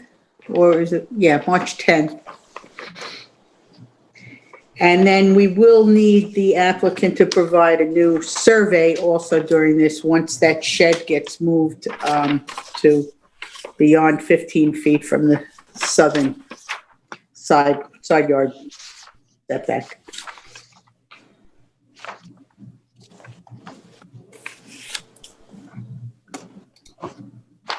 I'm good with this myself as well. Roy? I agree. I have nothing to add. I think that was a good synopsis. I am also in agreement and have nothing to add to Member Berger's very thorough review. Yeah. Okay, thank you, Terry. Thank you, board members. Okay, next we'll move on to Stephen Rizzo. Please, 1 second here. Okay, this is, pardon me. The applicant here is Stephen Rizzo, lot size and location 6,000 square feet total at 83 Gardner Drive in Amagansett, tax map number 300-176-06-23. And the project description is to construct a 394 square foot two-story addition, a 50 square foot roof terrace, upgraded sanitary system, 221 square feet of decking, a 72 square foot shed, and to remove a shower, pergola, shed, and to renovate an existing deck on a parcel of land containing beach vegetation within jurisdiction and setbacks of freshwater wetlands.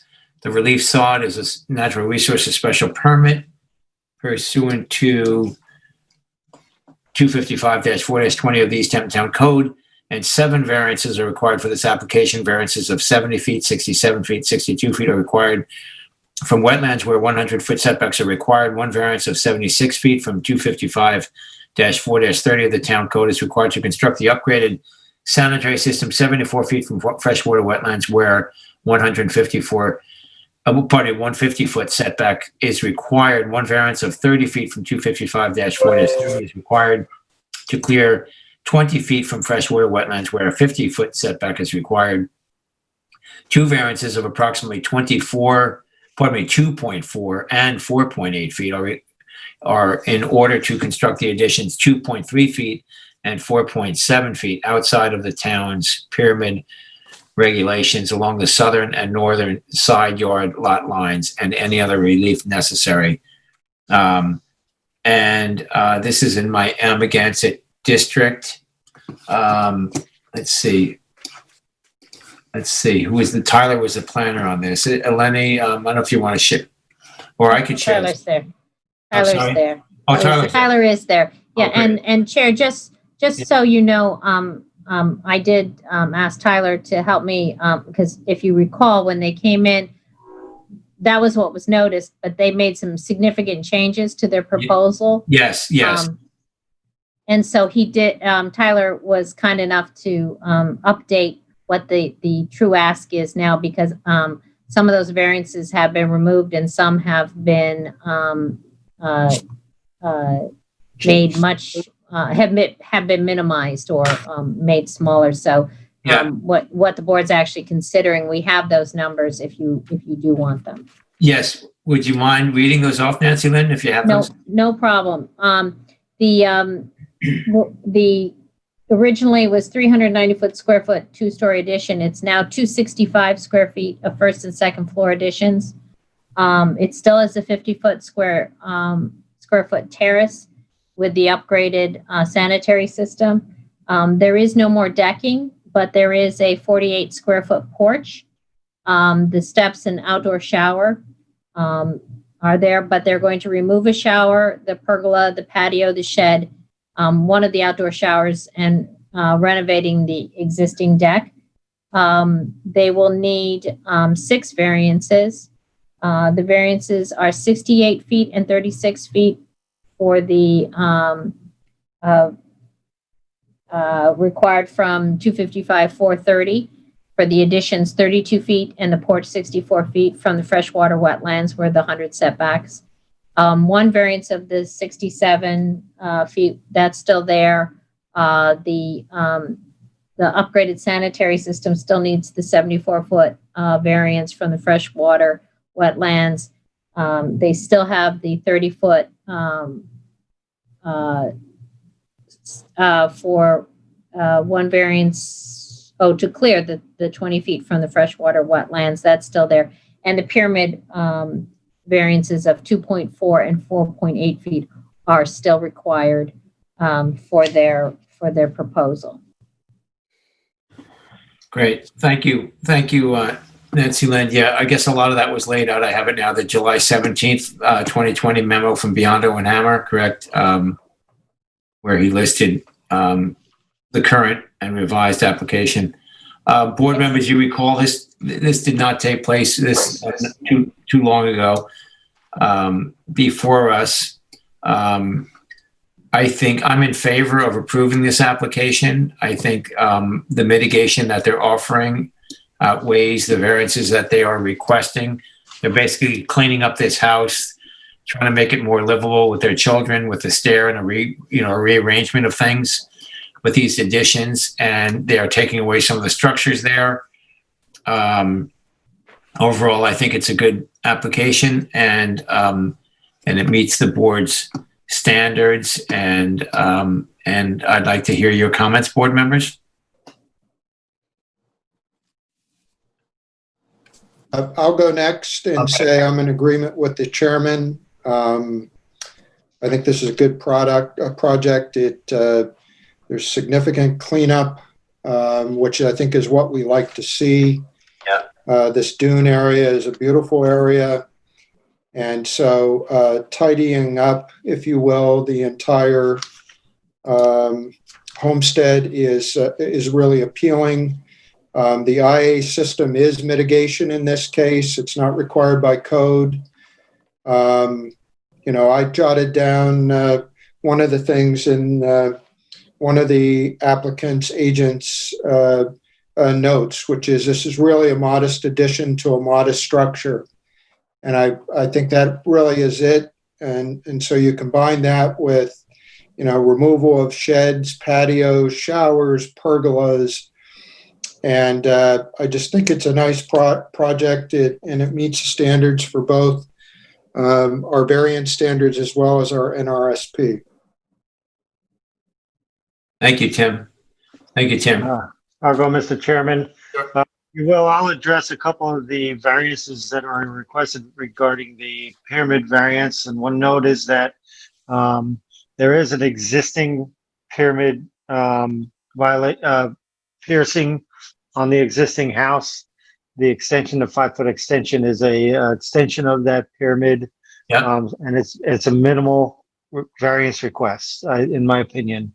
The only other variance that I would say appears to be not a minimal request would be the septic system, but then that's in the most conforming location, and it is a large part of the mitigation on this project. So I also will vote to approve this application. Thanks, Tim. Pardon me. Thanks, Roy. Terry? Yeah, I'm less enamored with this application than the rest of my colleagues. I ultimately will approve it because of the IA system, but I do think I think it's a lot. They may be tidying up, but when you just drive past that property now, it looks like it's already overloaded on that property. It's a very small property, and I think this is going to be overwhelming. But due to the sanitary system that they will be doing, I will vote to approve it. I think, I don't know, I still had 7 variances even after the updates from the agents for the applicants. There's still a shed, right? A 67-foot variance for a shed. And 70-foot variances for the additions. These are large variances. However, with the mitigation of the IA system, I will approve it. Yeah, they did take away. They went from, the project was reduced from 265 down to 129 square feet. They took away the deck at the front yard, took that away. And they reduced the building coverage by 63 feet. And lot coverage, they reduced by 317 feet. And as Roy says, that the pyramid variance was really an extension of a nonconformity. And as well, most of the work, it's really out of sight from the street. I think it's also from a field report, you may recall, there's very good screening on both sides of the property and actually in the rear property as well. And when they bump the addition out, it's literally going to be the same elevation that the neighbor to the east is seeing now. They're just going, it's the bedroom window will be 5 feet closer, but there's a backyard between, it's a nice screening between that house and the subject property. So, yeah, that's Just on this size lot, it's only a 6,000 square foot lot, so 5 feet, even though it sounds like it's not much, yeah. be significant. Yeah. Okay. Well, thanks, Terry. Thanks, board members. Nancy, Lynn, are we good on that one? I think so, yeah. We may do, Tyler and I may have to do a little cleanup to make sure we have everything on there, but I think we're good. Okay. Okay, great. Did they, this was one, I thought at the hearing, they said they were going to submit something after the fact to, I guess, more about the revegetation on the property. I never saw that. And I when think they they asked were gonna- Tyler about it, they didn't submit anything else, right? I did see something in the file. It was just like a thing along the southern edge of the property. Yeah. Yes, they, Oh, okay. You told me you didn't see anything. Okay. Yeah, we talked, that's when I was- Yeah, it wasn't in the electronic file. It was just in the paper copy. Oh, okay. yeah. Thanks, Terry. Yeah, I should have mentioned that. I recall that as well. They volunteered to kind of fill in some of my site photos. We saw some voids in there. The board discussed, and they agreed to basically fill that in with some native planting. Correct, Tyler? Yeah, something along those lines. It wasn't any significant revegetation. Yeah. Yeah. There was like not much room there. Okay. Do you want to reference a sketch on that or just, a condition on that or how do you want that addressed in the determination? Could you give her a date on that sketch or something, Tyler? To Nancy Lynn? Sure, I can get that to you tomorrow. Sure. Okay, that's no problem. If I have a sketch to go from, I'll just reference that. Yeah, Great. no problem. I just want to make sure it doesn't get lost. Okay, great. So let's see. Next we have Philip Malinzak. Pardon me. It says the applicant is Lois Malinzak. And the lot size and location is 20,000, 909 square feet at 305 Kings Point Road in Springs. And tax map number 300-24-1-12. And I just want to pull this up. Shoot, 1 second. I got too many things on my screen here. Here we go. Sorry. I have the wrong one. Just give me a minute. I have too many things open here. Okay, here I have it. Okay. So the physical location, again, is 305 Kings Point Road in Springs, and this is in Board Member Jolene's district. The zoning is B residential. And the project description is the in-place reconstruction of 100 linear feet of bulkheading with return and installation of splash apron on a parcel of land containing coastal bluffs, beaches, and tidal surface waters. The relief sought as a natural resources special permit pursuant to 255-4-20. And let's see, Tyler, do you have anything on the screen? Do you want to pull something up on the screen there, Tyler? Do you have any? The survey, maybe? I have some images too here, but Roy, do you want to take it from here, Roy? Sure, Mr. Chairman. This is a parcel that has existed prior to any zoning in the town of East Hampton. The same with the bulkhead and the house. The latest certificate of occupancy goes back to 1968. There's been no work to this residence or parcel since then. The project before us is a replacement. The project description says the in-place reconstruction of the bulkhead, which is in obvious deteriorated condition. However, I want to make note that this is not an in-place, in-kind replacement of the bulkheading. The applicant is requesting to replace the bulkhead. Originally, the the application called for the raising of the bulkhead of 18 inches. They have changed that, and there was an updated technical analysis memo by the planning department, and the project description has changed since. The addition of a splash apron, which consists of rocks going back 10 feet behind the bulkhead, is an addition to the existing condition on the property. There is a bulkhead that is on the adjoining property that appears to be, and according to the planning department, is about 12 inches higher than the present height of this bulkhead. There was discussion in the night of the hearing of whether or not the proposed bulkhead in this application should meet the height of it, and the planning department's feeling at that point was it would probably it would help with the potential scour or whatever the application was. But then there was question whether or not the existing bulkhead that's 12 inches higher is in a legal, was replaced legally, that the height was added without approval. So for the board to I think, condition or say that we can raise the bulkhead is questionable. I don't think I would lead us to do that. Regarding the splash guard, or the splash apron, let's call it, there really isn't any other bulkheads, especially in this area.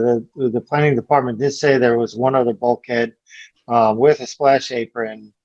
However, it's not a recommended replacement for the bulkhead. There was also lots of discussion of whether, with the replacement of the beach grass going down, and where it would go to.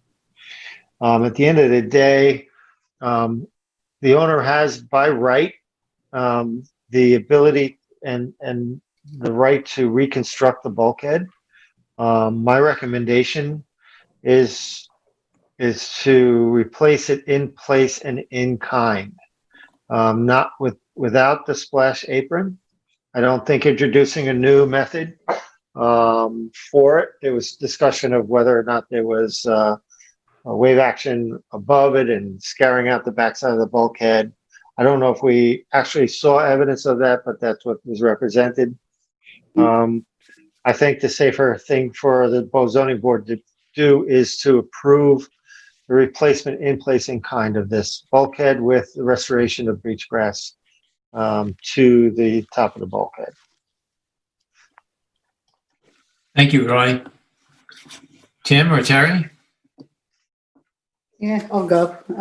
Well, I agree with Member Delene's decision. I too am against the whole idea of the stones with the splash apron. The bulkhead itself at the existing same height.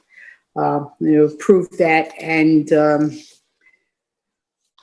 with the beach grasses to fill in the area that would have encompassed the splash apron. So also we'll approve it in place in kind without the splash apron. Thank you, Terry.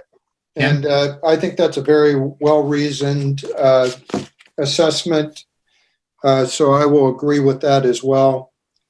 We also had some conversation, just to add to this, about whether or not building or extending this bulkheading with different heights had anything to do with integrity. I don't think we established anything associated with that. So this bulkhead seems to have lasted a long time before it deteriorated, and I think it's reasonable to approve it in place in kind. Thank you, Tim. I agree with my fellow board members. And just one comment about why I also agree with the splash guard not being approved. 10 feet, I believe, is it 10 feet or 12 feet? I believe it's 10 feet, correct? And, yes, That's you have that stone surface, and then then you have beach chairs down there, and then someone starts putting in decking panels, and I could just see this being a really horrible precedent along our waterfront where we want to see beach vegetation maintaining the bluff.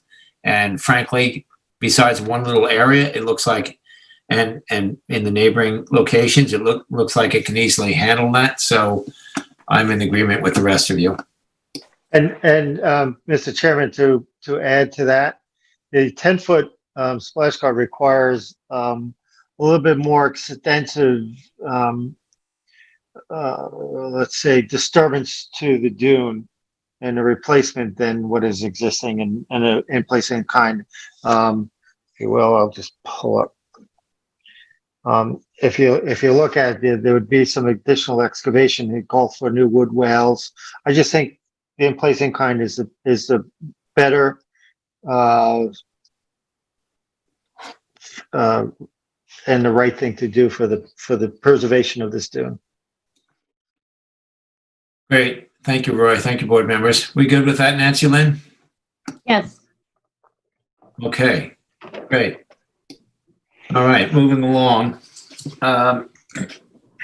We have Adam Wartsky is the applicant at a lot size and location here is 20,983 square feet at 197 Norfolk Drive in Springs, tax map number 300-39-8-1. And the project description here is to allow an existing slate patio to remain within rear yard setbacks, and one variance of 8.9 feet from 255-11-10 dimensional regulations for the pool patio with arbor to remain 11.1 feet from the rear yard where 20 feet is required. And this again is in Vice Chair Delene's Springs District. Roy, if you'd like to start us off, please. Yeah, this one's an interesting one. This was before us before for a number. This property was bought February 2018 by the present owner, and upon they found out after closing on the property that there's a number of issues. They came to us with the issues that were known at that time, being the height location of their driveway gate. For variance, the zoning board denied that, and they since rectified that issue. When they went to get their C of O, the building inspector at that time then flagged a pool patio that is within the double setback thing. So this property is kind of a plague, and you can almost hear the pain of the applicant as they're presenting it. So we're going to concentrate now on just the pool patio because that's before us tonight. It seems like all the other issues are taken away or rectified. The pool patio, although it is a substantial variance, there's some conditions that that need to be discussed in talking about it. Number one, the owner bought the property in February 2008. There was a updated C of O on the property in December of 2017 that the building inspector now is saying was in error. So there was a revocation of the C of O. There was evidence of the patio existing in 2016. So the time frame here is odd because again, if there's evidence of the patio existing in 2016, the building department still issued a C of O, updated C of O in 2017. Put that aside, we can take a look at the present conditions of this patio. Ultimately, I want to recommend approval of this application for these reasons. There is a 6-foot stockade fence that is part of the pool enclosure on the property line that the applicant has said that they would covenant that fence being maintained over time. The property is well screened with 7 to 8 foot arborvitae. And the applicant has also agreed that they would covenant that and the maintenance of that arborvitae in perpetuity.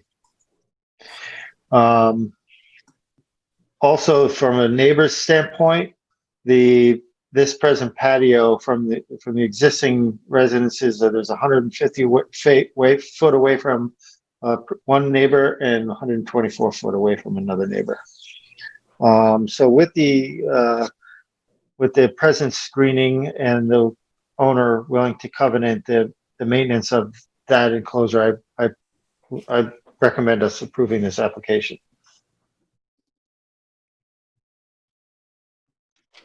Tim or Terry? Yeah, well, I agree with approving the application.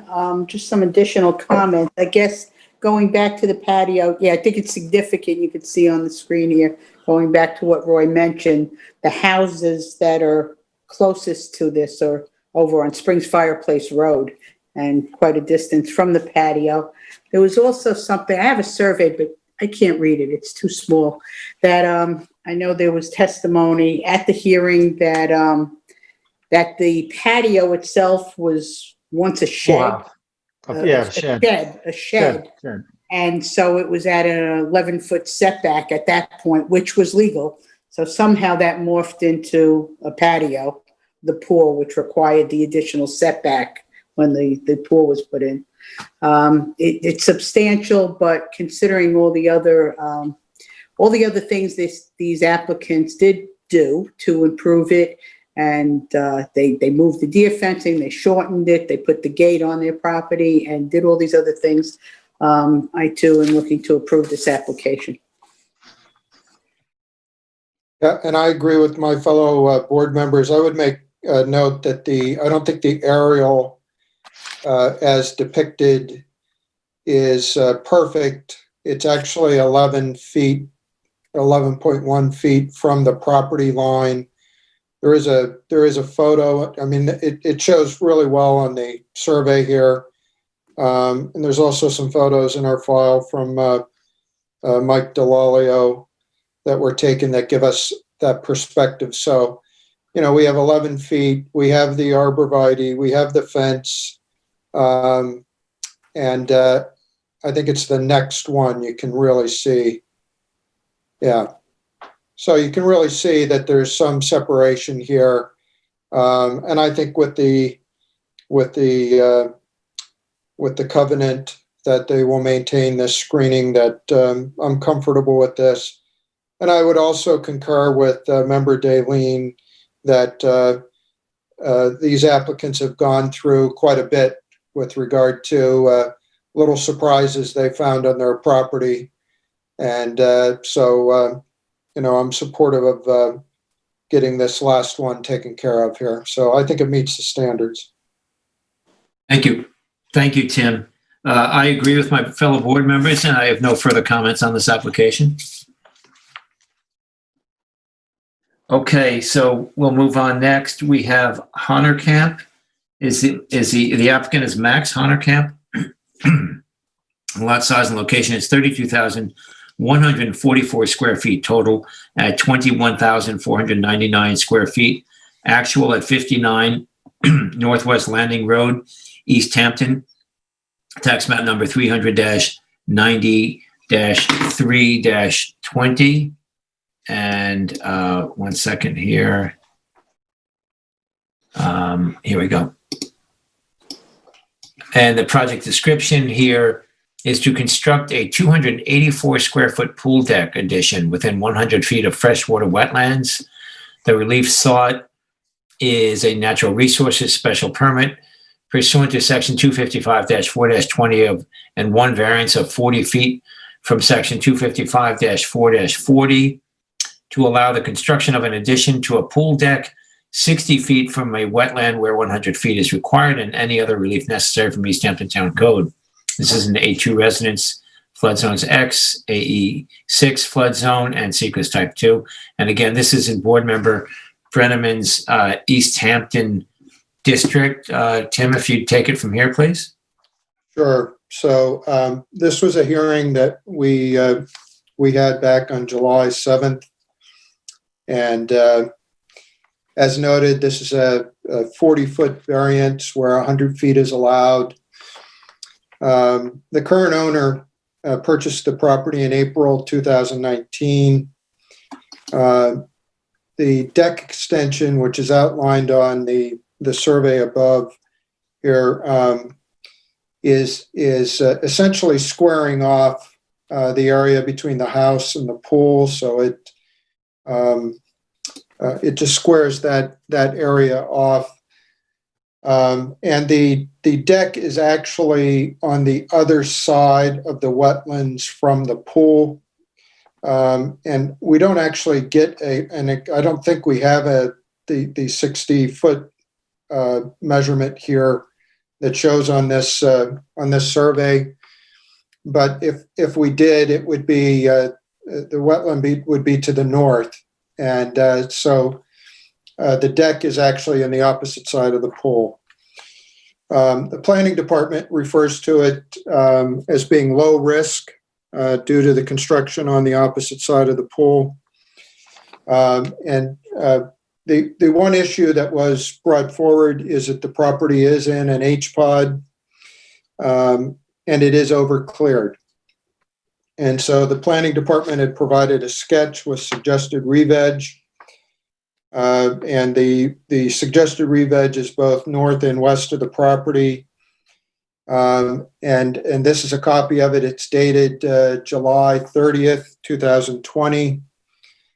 And the applicant did agree to complete this revegetation, to work with the planning department and to complete the revegetation as mitigation for the variance.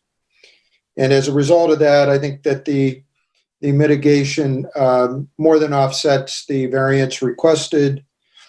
It is substantial. I mean, a 40-foot variance where 100 feet is allowed is substantial, but because of where it's located, because of the bringing the property into compliance from a vegetation standpoint, I believe that offsets it, and as a result meets the standards. So I'm looking to approve this application. Thank you, Tim. Roy, Terry? I agree. I agree to approve it without any further comment. Okay, I'll agree with a few comments.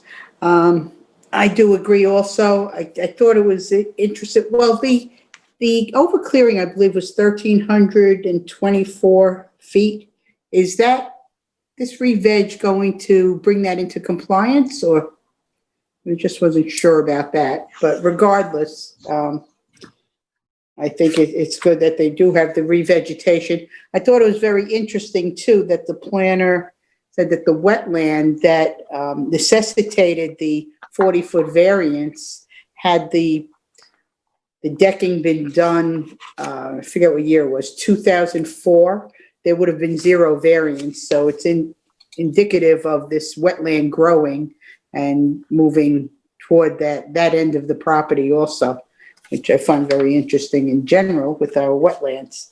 But I too am going to approve the 40-foot variance. I think it does meet the standards, and the fact that the whole house is in between the wetland for the most part and where the decking is going is. That's it. I still I don't know if we know the as far as that clearing, will it bring it into compliance? Let me see. 20. I don't think that we have that number, Not quite, right, yeah. but I'm Yeah. trusting Eleni here that she's Yes, done I her homework trust the on that. lady too, yes. Okay, great. Let's see, Tim, you did it, as usual, you did a good job summing that all up. I have no problem with this application, considering all that's been going on and all that you laid out there. I was actually by a few days ago, and this property, by the way, is virtually you can't see anything from Northwest Landing Road there. It's really completely screened as far as the character of the neighborhood. But otherwise, I have no further comments. So council, we good with that? The only question that I have is, if we don't have I think this is the revegetation sketch. If it doesn't get it back into compliance, do you want it to be, Elaine, you're back up. You can tell us, is the re-veg get us back into compliance with, I think they were overcleared by 1,324 Yes, square feet. Does this Yes. get them back into compliance? yes, the sketch Okay, would perfect. show them being in compliance. So we'll just, we'll reference the sketch then. Then was the only clarification I needed on that. Thank you.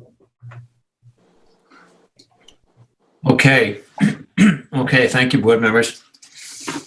Okay, we'll move on next. We have, excuse me, we have 153 Mulford Associates LLC is the applicant. And I will just read from the EAF, that Brian Frank prepared 11/12/2019. This is unlisted. It's at 153 Mulford Lane, Narragansett. That's in my district. It's an A resident zone. It's a coastal erosion overlay district zone, flood hazard overlay district. Tax map number again is 300-84-2-5. And this is in an AE flood zone elevation 10 and VE flood zone elevation 12. The size of the parcel is 4,182 square feet. And the project description here is to construct approximately 110 linear feet of stone armor revetment and upgraded sanitary system on a parcel of land containing tidal wetlands, dunes, beach vegetation, and located within the town's jurisdiction of freshwater wetlands. And I think I'm going to share the screen while I start the discussion here, because I just want to show a few things here.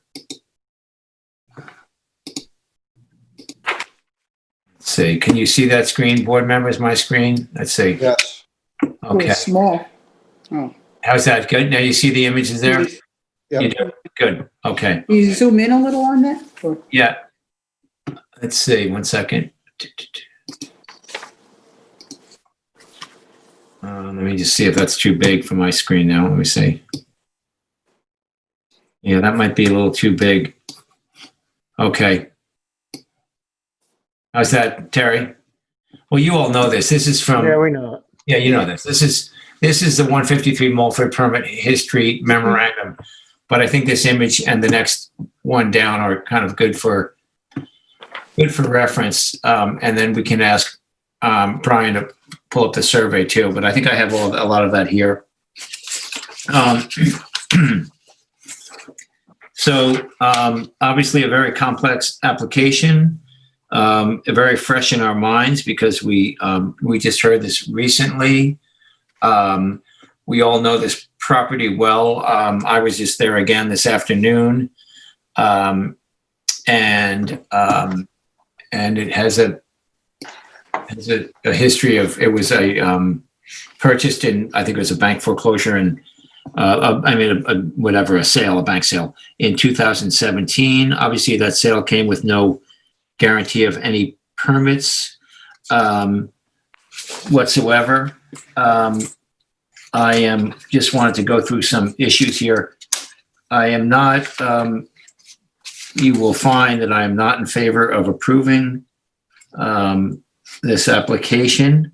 I feel it is, again, I'm not going to be able to repeat all, obviously, that we heard. We did, I think that was we did hours literally of on that meeting on this. We all have a lot of information And First Coastal had a lot of information as well as the attorneys and all. And we all have their reports and their memos of law. But I feel that, in brief, I feel that this application is really, it's somewhat, it seems like it's bifurcated. They're coming before the board with asking for this revetment that goes against the town's comprehensive plan. They are trying to, again, you can probably see my cursor here. I don't know if you can, but I think I can point out things, but you all know the application. They want to take away some of these stones that have been added here without permits, and they want to do their revetment, which is going under. Here's the existing deck on the water side, on the right side of the screen, you see, and they want to put the stones below grade, and with 5-ton toe stones, you see the filter fabric and the bedding stone 12 inches deep, and they're relocating the existing stones. 20, then they go up to 0.25 1-ton, 25 1-ton stones and 4 to 8 inch stones to be used as backfill. And then they're proposing some sort of a compatible fill, they say, to be placed and surrounding and around the foundation piles. Part of the bifurcation I see here is that there has been absolutely no attention really paid to the house and the existing foundation. We all know this foundation is really a mishmash of some piling. It has a lot of bracing under it. Frankly, it doesn't look like it's going anywhere immediately. It's been this way for quite a long time, and we had the recent bracing that Brian pointed out in his memo that was done. The application is basically just ignoring this house that is at elevation 8.6 and is not meeting FEMA. And there has been no mention of raising the house to meet FEMA. There's been no mention of retreating the house, and there's been no mention of any methodology to strengthen the foundation of the house, even if it was left in place. The applicants, they are proposing an IA system that's up against at the back of the lot, obviously. Pardon me 1 second. I think I can scroll over here. I'm making it there. Good. I can scroll. Okay, good. So they are proposing this IA system back here, and they pointed out that they feel they cannot retreat in the hearing about retreating the house, although they really weren't even dealing with that. But I feel this should be one application, and I do feel that this house could be, this rear deck here could be removed, and therefore they could move the house back on pilings on foundations that meet the building code and meet the FEMA code. They could also forego this large front deck. They've got decking on all sides of this building, 4 sides of the building. And I imagine if they came back with an application before this board requesting that maybe that square footage of that deck be moved over to perhaps the west side of the property or something like that, that may be doable. But basically by removing that deck and removing this rear deck, they could slide the house back towards the IA system, and they could do whatever work, whether it's a coastal restoration project, and they could do that work under the house that's further slid back, and without that northern deck, it would give them even that much more room to do whatever they propose. I'm not going to say what they should propose, but I certainly don't like this application. I also feel that with regard to our board and not being arbitrary and capricious in our rulings, we have to take into account the precedent. Now, part of the precedent is the neighboring lot here. Let me see if I can go down to another. I'm going to go back, zoom out. As we all know, there's the adjacent property that is, well, it's right over here. Let me see. I'm just going to scroll down, see if I have another. These are some earlier sketches you see. Let's see. Here, well, Well, the adjacent, oh, I should maybe ask Brian to pull up. Brian, you're there, right, Brian Frank? Is Brian there? Is he on mute? Maybe? Yes, I am. Hey, Yeah. Brian. Brian, I apologize. I might let you take back over the screen if you would, Brian. You'll do a nicer job, if you please. Are you prepared to do that, Brian? Sure. What would you like on the screen? If you could, I'll give up my share. If you could go back, I'd like to see your aerial of the whole, or the survey that includes the The existing conditions report might be good to go to. Yeah. If you go to page 3 of 6, you might be able to see it. Yeah. Mr. Chairman, if you put your cursor down at the bottom of your screen, Oh, good. Yes. you should see the Zoom meeting information pop up down there. Right. I And you apologize. just click on share screen and remove it. Yeah. I apologize. I might have minimized that. I'm sorry. I should have taken over here.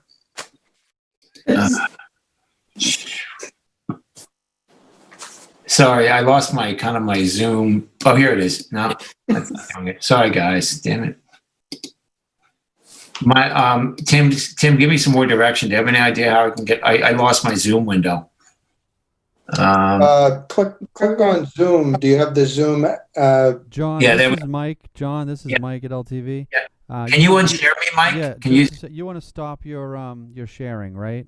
Yes, please. Just a moment. Thanks. There you go. Yeah. Thank you. I apologize. I'll never do that again. Brian, if you could pull that up, I'd appreciate it. Yeah, that one. That's good. And maybe you can make that as large as you can too, that image, Brian, if you can zoom in on that a little bit.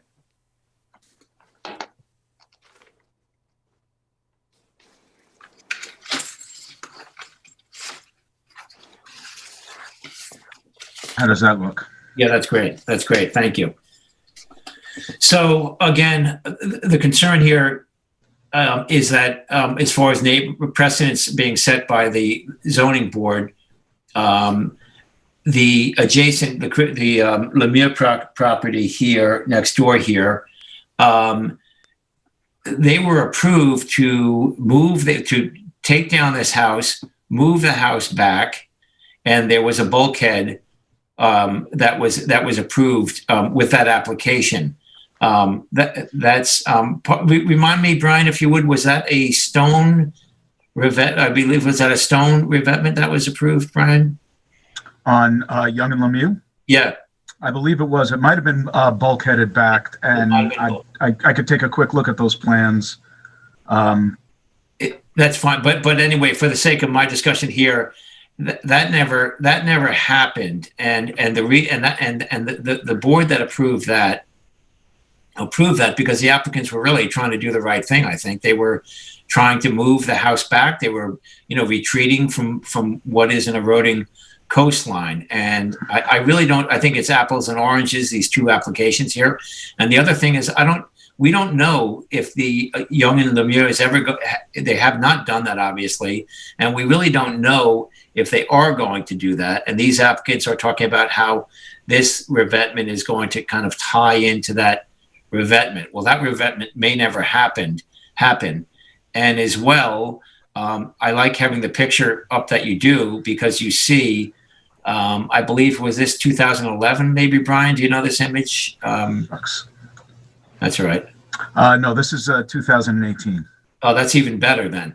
You can see the public are still in this picture can traverse and can walk along the beach. I was down there today. There's people walking along the beach, and right now, and there is the opportunity, and in the future there could possibly be that opportunity if there were any kind of work that the town was doing, if there was ever any dredging or something being done elsewhere where there was sand that was available to be placed here, or more importantly, if these applicants came back with a project that both met FEMA, that made an effort to retreat a portion and perhaps give up some of these decks, and as well they would have the opportunity by going back further to perhaps even do a better a coastal restoration plan.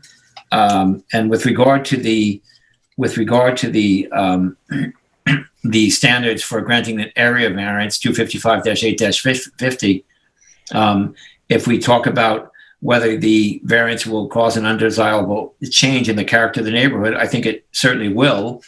I think if this were approved, it would forever shut down any public access along this beach, because I could see this revetment causing more and more escarpment. The littoral drift here is, I believe, is going east to west. Again, that has been shut down by some of the revetments, but there's still, I'm sure, is some natural littoral drift going. And I feel if this revetment were built, it would deny the public possible access now or in the future to walk along the beach. And next, whether the benefits sought by the applicant be achieved by some other method feasible for the applicant to pursue. I think I've just laid that out. I think there are several different methods that could be proposed here. Whether the requested area variance is substantial, I think it's very substantial. Whether the grant of the variance will have an adverse effect or impact on the physical and environmental conditions of the neighborhood or the affected area of the town. And I think it will with the neighborhood, and even aesthetically, it's going to change the character of that neighborhood.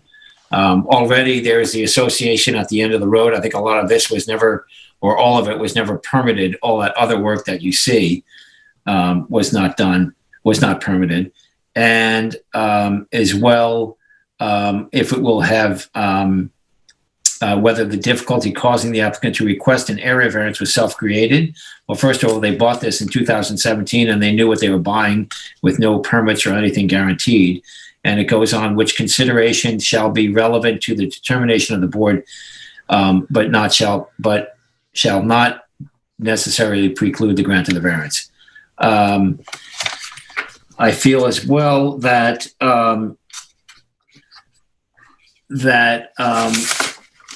this, pardon me 1 second, I'm just looking for something here.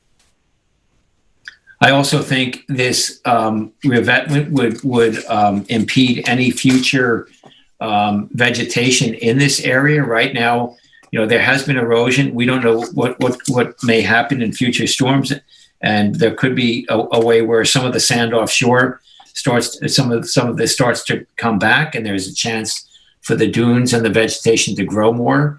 A better application could allow for the coastal restoration. It could allow for better beach planting along the site as well, and it still could include the.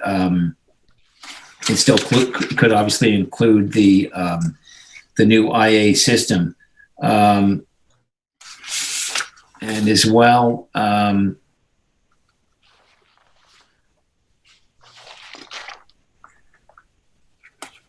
In the adjacent matter, the adjacent ZBA, and I keep mentioning that because that is or could be considered a precedent, but I feel the two are distinctly different here. In that application, the board felt that a lot of these conditions were met because the applicants were retreating, and they were meeting FEMA, and then they were therefore getting a bit of a revetment to protect the house that they had retreated or designed, which they have never done. Let's see, maybe we can. I want to come back to some things in the future, but maybe we can go around a little bit and let you all make some comments.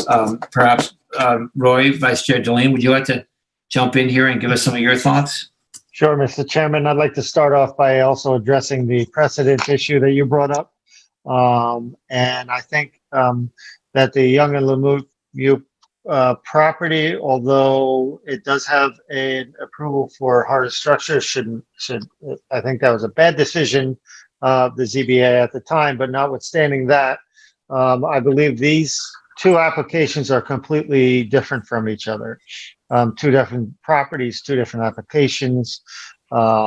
The Young and Lemieux project is proposing to relocate the house, which means they would have to come up to code in every regard, including FEMA. Secondly, the 153 Mulford House is adjacent to a public access road. It's completely different. There's a trustee tented hearted structure that is also there. These are two different applications, two different scenarios that really can't be adjusted. Notwithstanding also that this is zone 2 in the old of the RP, where hardened structures are prohibited. With that said, we just want to go through and talk about the ownership. This lot was acquired in 2017, and the history of this erosion on this property is well documented over a history, over an extended period of time.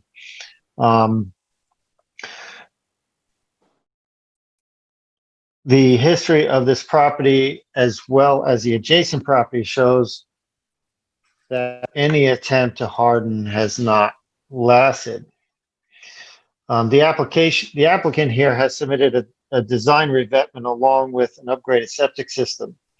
It is clear from the long history of erosion, the failure of the design revetment to protect the house structure as stated by the design engineer.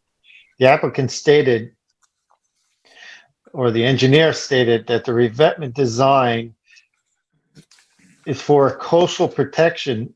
In fact, the engineer stated that the structure does not address the building itself. That is a separate issue.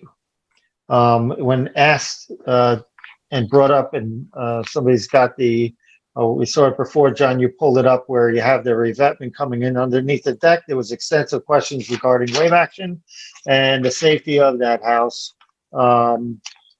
with regard to the wave action and how it will affect it.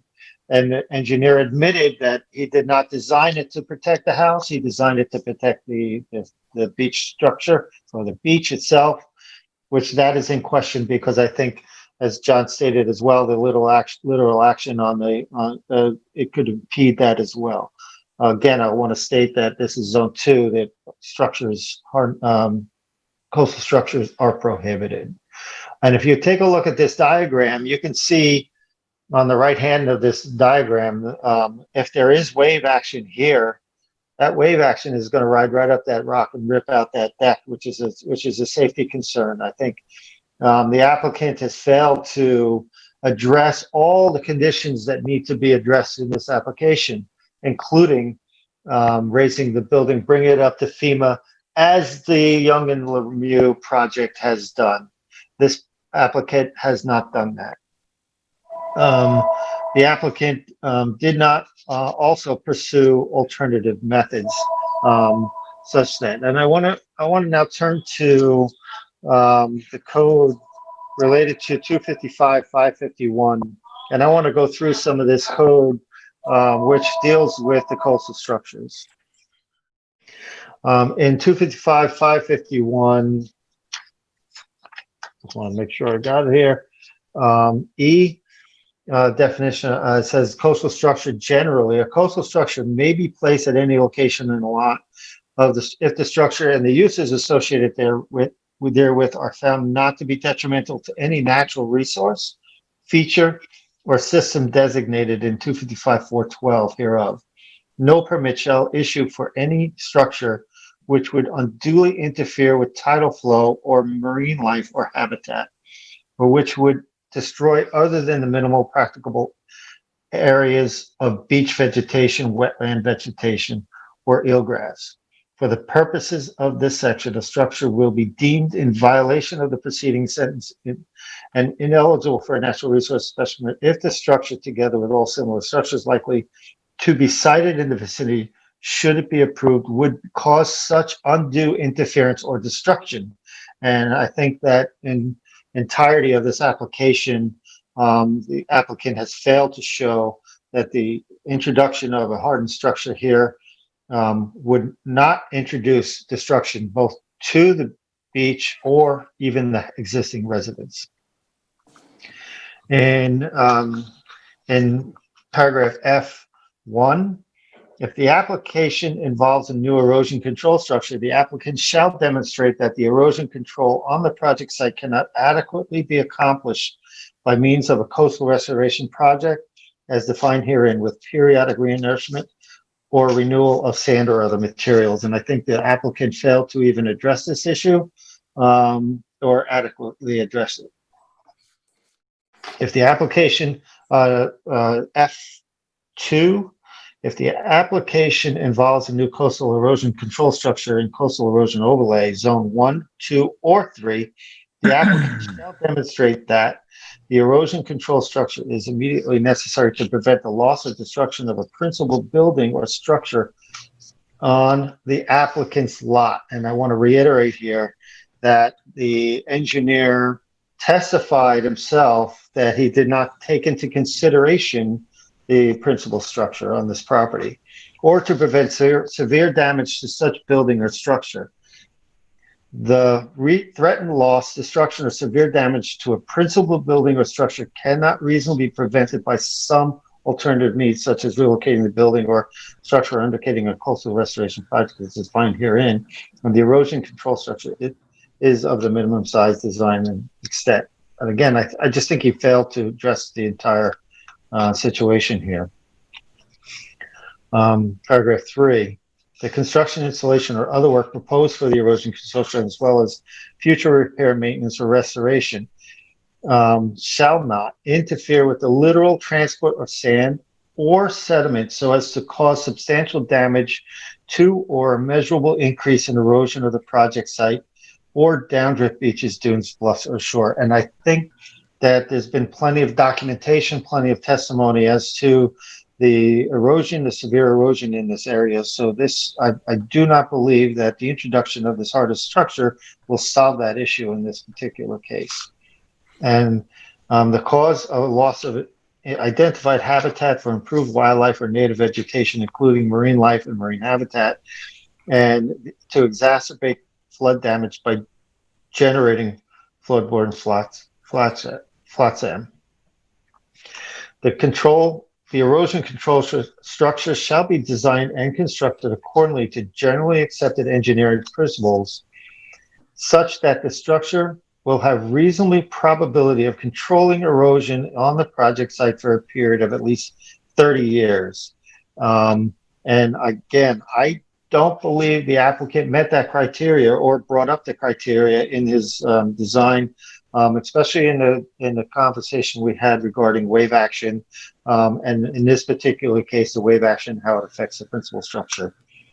So with that, I'm going to recommend denial of this application. Thank you, Roy. I just want to point out, if I may jump back for a second before Tim and Terry speak, since Brian, you have that image up.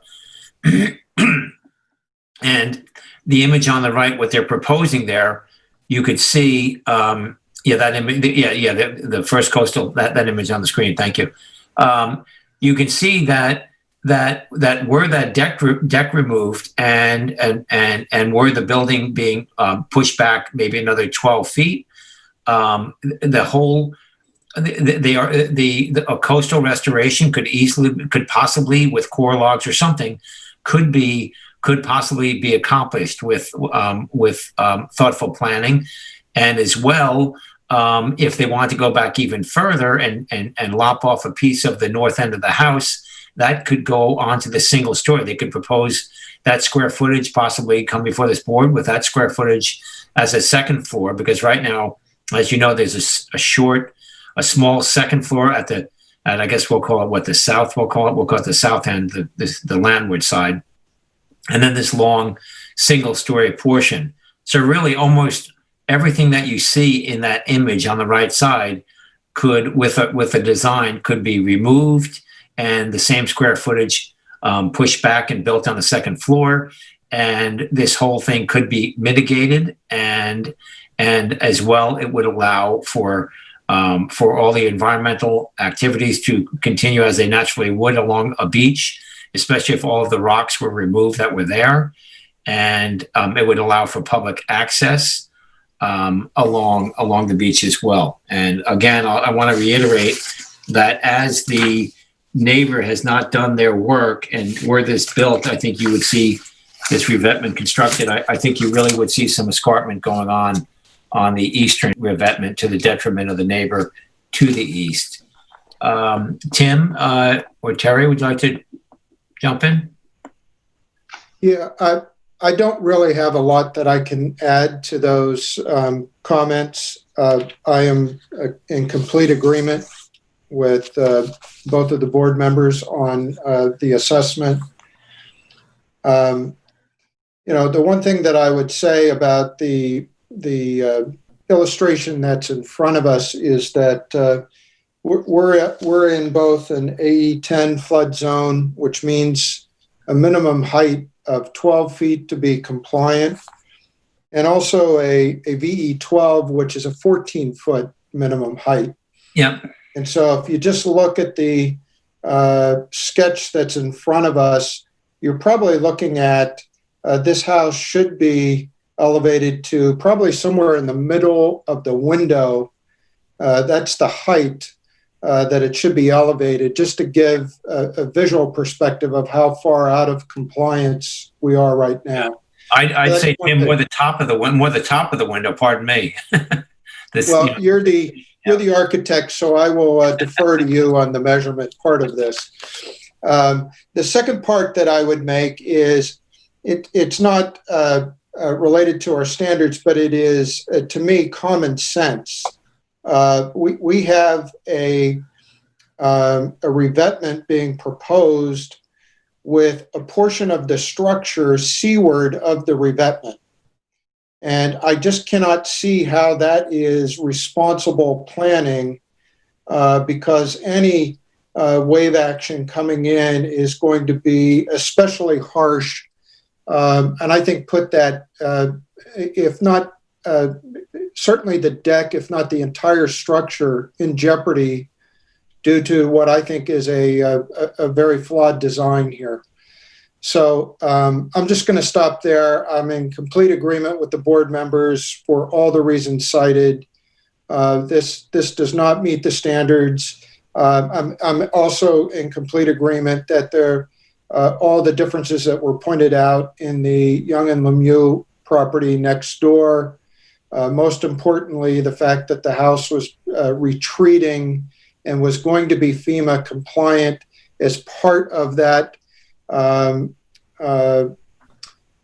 determination, and whether we agree with it or not, those are important considerations here that are not present in this application. So that's it for me. Thank you, Tim. Terry? Okay. Yes, I agree with my fellow board members. That diagram that's in front of us there, I find very disturbing for all the reasons that everyone mentioned. I can't even imagine, it's right by the house. And it's very upsetting to me because as far as as safety, it's zero on that. But and one of the things, I don't know if Roy already mentioned, 255, 551, let's see, F2. I mean, I just want to read this one paragraph. If the application involves a new coastal erosion control structure in coastal erosion overlay zone 1, 2, or 3, the applicant must demonstrate that this erosion control structure is immediately necessary to prevent the loss or destruction of principal building or structure on the applicant's lot, or to prevent severe damage to such building or structure. The threatened loss, destruction, or severe damage to a principal building or structure cannot reasonably be prevented by some alternative means, such as relocating the building or structure or undertaking a coastal restoration project as defined herein. And the erosion construction of the minimum size, design, and physical extent needed to prevent the destruction or severe damage. I find that this application did not meet any of that. we've already spoken about retreating the house in conjunction with the structure. There was also a conflict, as was also mentioned, just mention it again. The First Coastal agent stated the revetment was not to protect the house, but to protect the shoreline. Yet the attorney for the applicant said that it was to protect the house, not just the shoreline. So they even conflicted with their own testimony. I too am going to deny this application. But I do find this diagram disturbing. Yeah, thank you, Terry. It's, just a closing comment from me. Again, I mentioned that how it feels so bifurcated, this application. It's almost like they're planning on getting this permit for a big footprint for some new project in the future that could be, come this close to the, be located this close or something like that. The whole thing is just very strange and bizarre. And as Tim said, if we're supposed to be up at 14 feet and you're at 8'6", you'll have a ways to go before you even meet FEMA. And another point in that same diagram on the right, where it says compatible fill, the fact that First Coastal, it does feel that you could put compatible fill on that kind of a slope along there because they are above the mean high water line. Imagine if a better application came back that were moved where they cut off these front and rear decks and possibly a portion of the building went to the second floor. They could be back 10, 20, 30 feet, and then you could do a lovely coastal restoration that everyone could enjoy, and the landowners would have a FEMA compliant safe house that's about 6 feet higher above sea level than this existing house, and all would be well. But anyway, I guess we've summed it all up. I think, Nancy Lynn, hopefully your opinions are clear for you for writing the determination. Oh, I have lots. Yes, thank you. Okay. Great. Okay, Brian, Frank, thanks for all your work on this project, and to all the planning department this evening for their labor. Much appreciated. So we will move on now. We have the minutes. We have the draft minutes from the August 25th and August 11th. Do I have a motion to approve those minutes? I will make a motion. I did review both of those, and they are acceptable. So I'll make a motion to approve. Can I do both in one motion? Yes. Sure. Yes. Okay. I'll make a motion to approve the minutes of August 11, 2020 and August 25th, 2020. Second. Second. Roy Concur. got I'll this. concur. I'll give it to Terry. All right, give it to You get points for the second. Okay, I concur. Thank you all, board members, planning department, Brittany and Nancy Lynn. We are going into executive session. Vice Chair Delane, would you mind making a motion, Forgot please? about that. Sure, Mr. Chairman, I would like to make a motion to close the work session of the Town of East Hampton Zoning Board of Appeals for Tuesday, September 15th at 9:43 and go into executive session. Second. Second. Oh, concur. Do we have to concur? And I concur as well. Okay. Okay, thank you all, and have a good evening.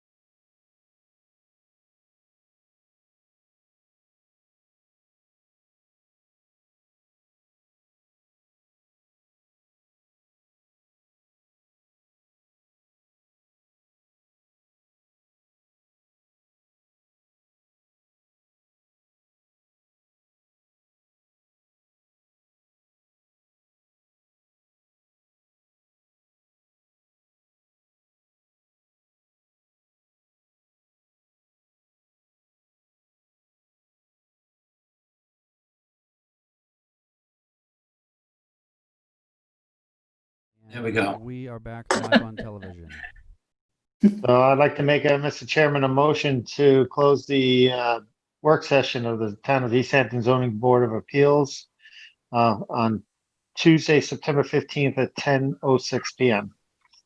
Second. Kerr. And I concur. Okay, thank you all. Thanks, Mike. Thank and you. Nancy Lynn. To all.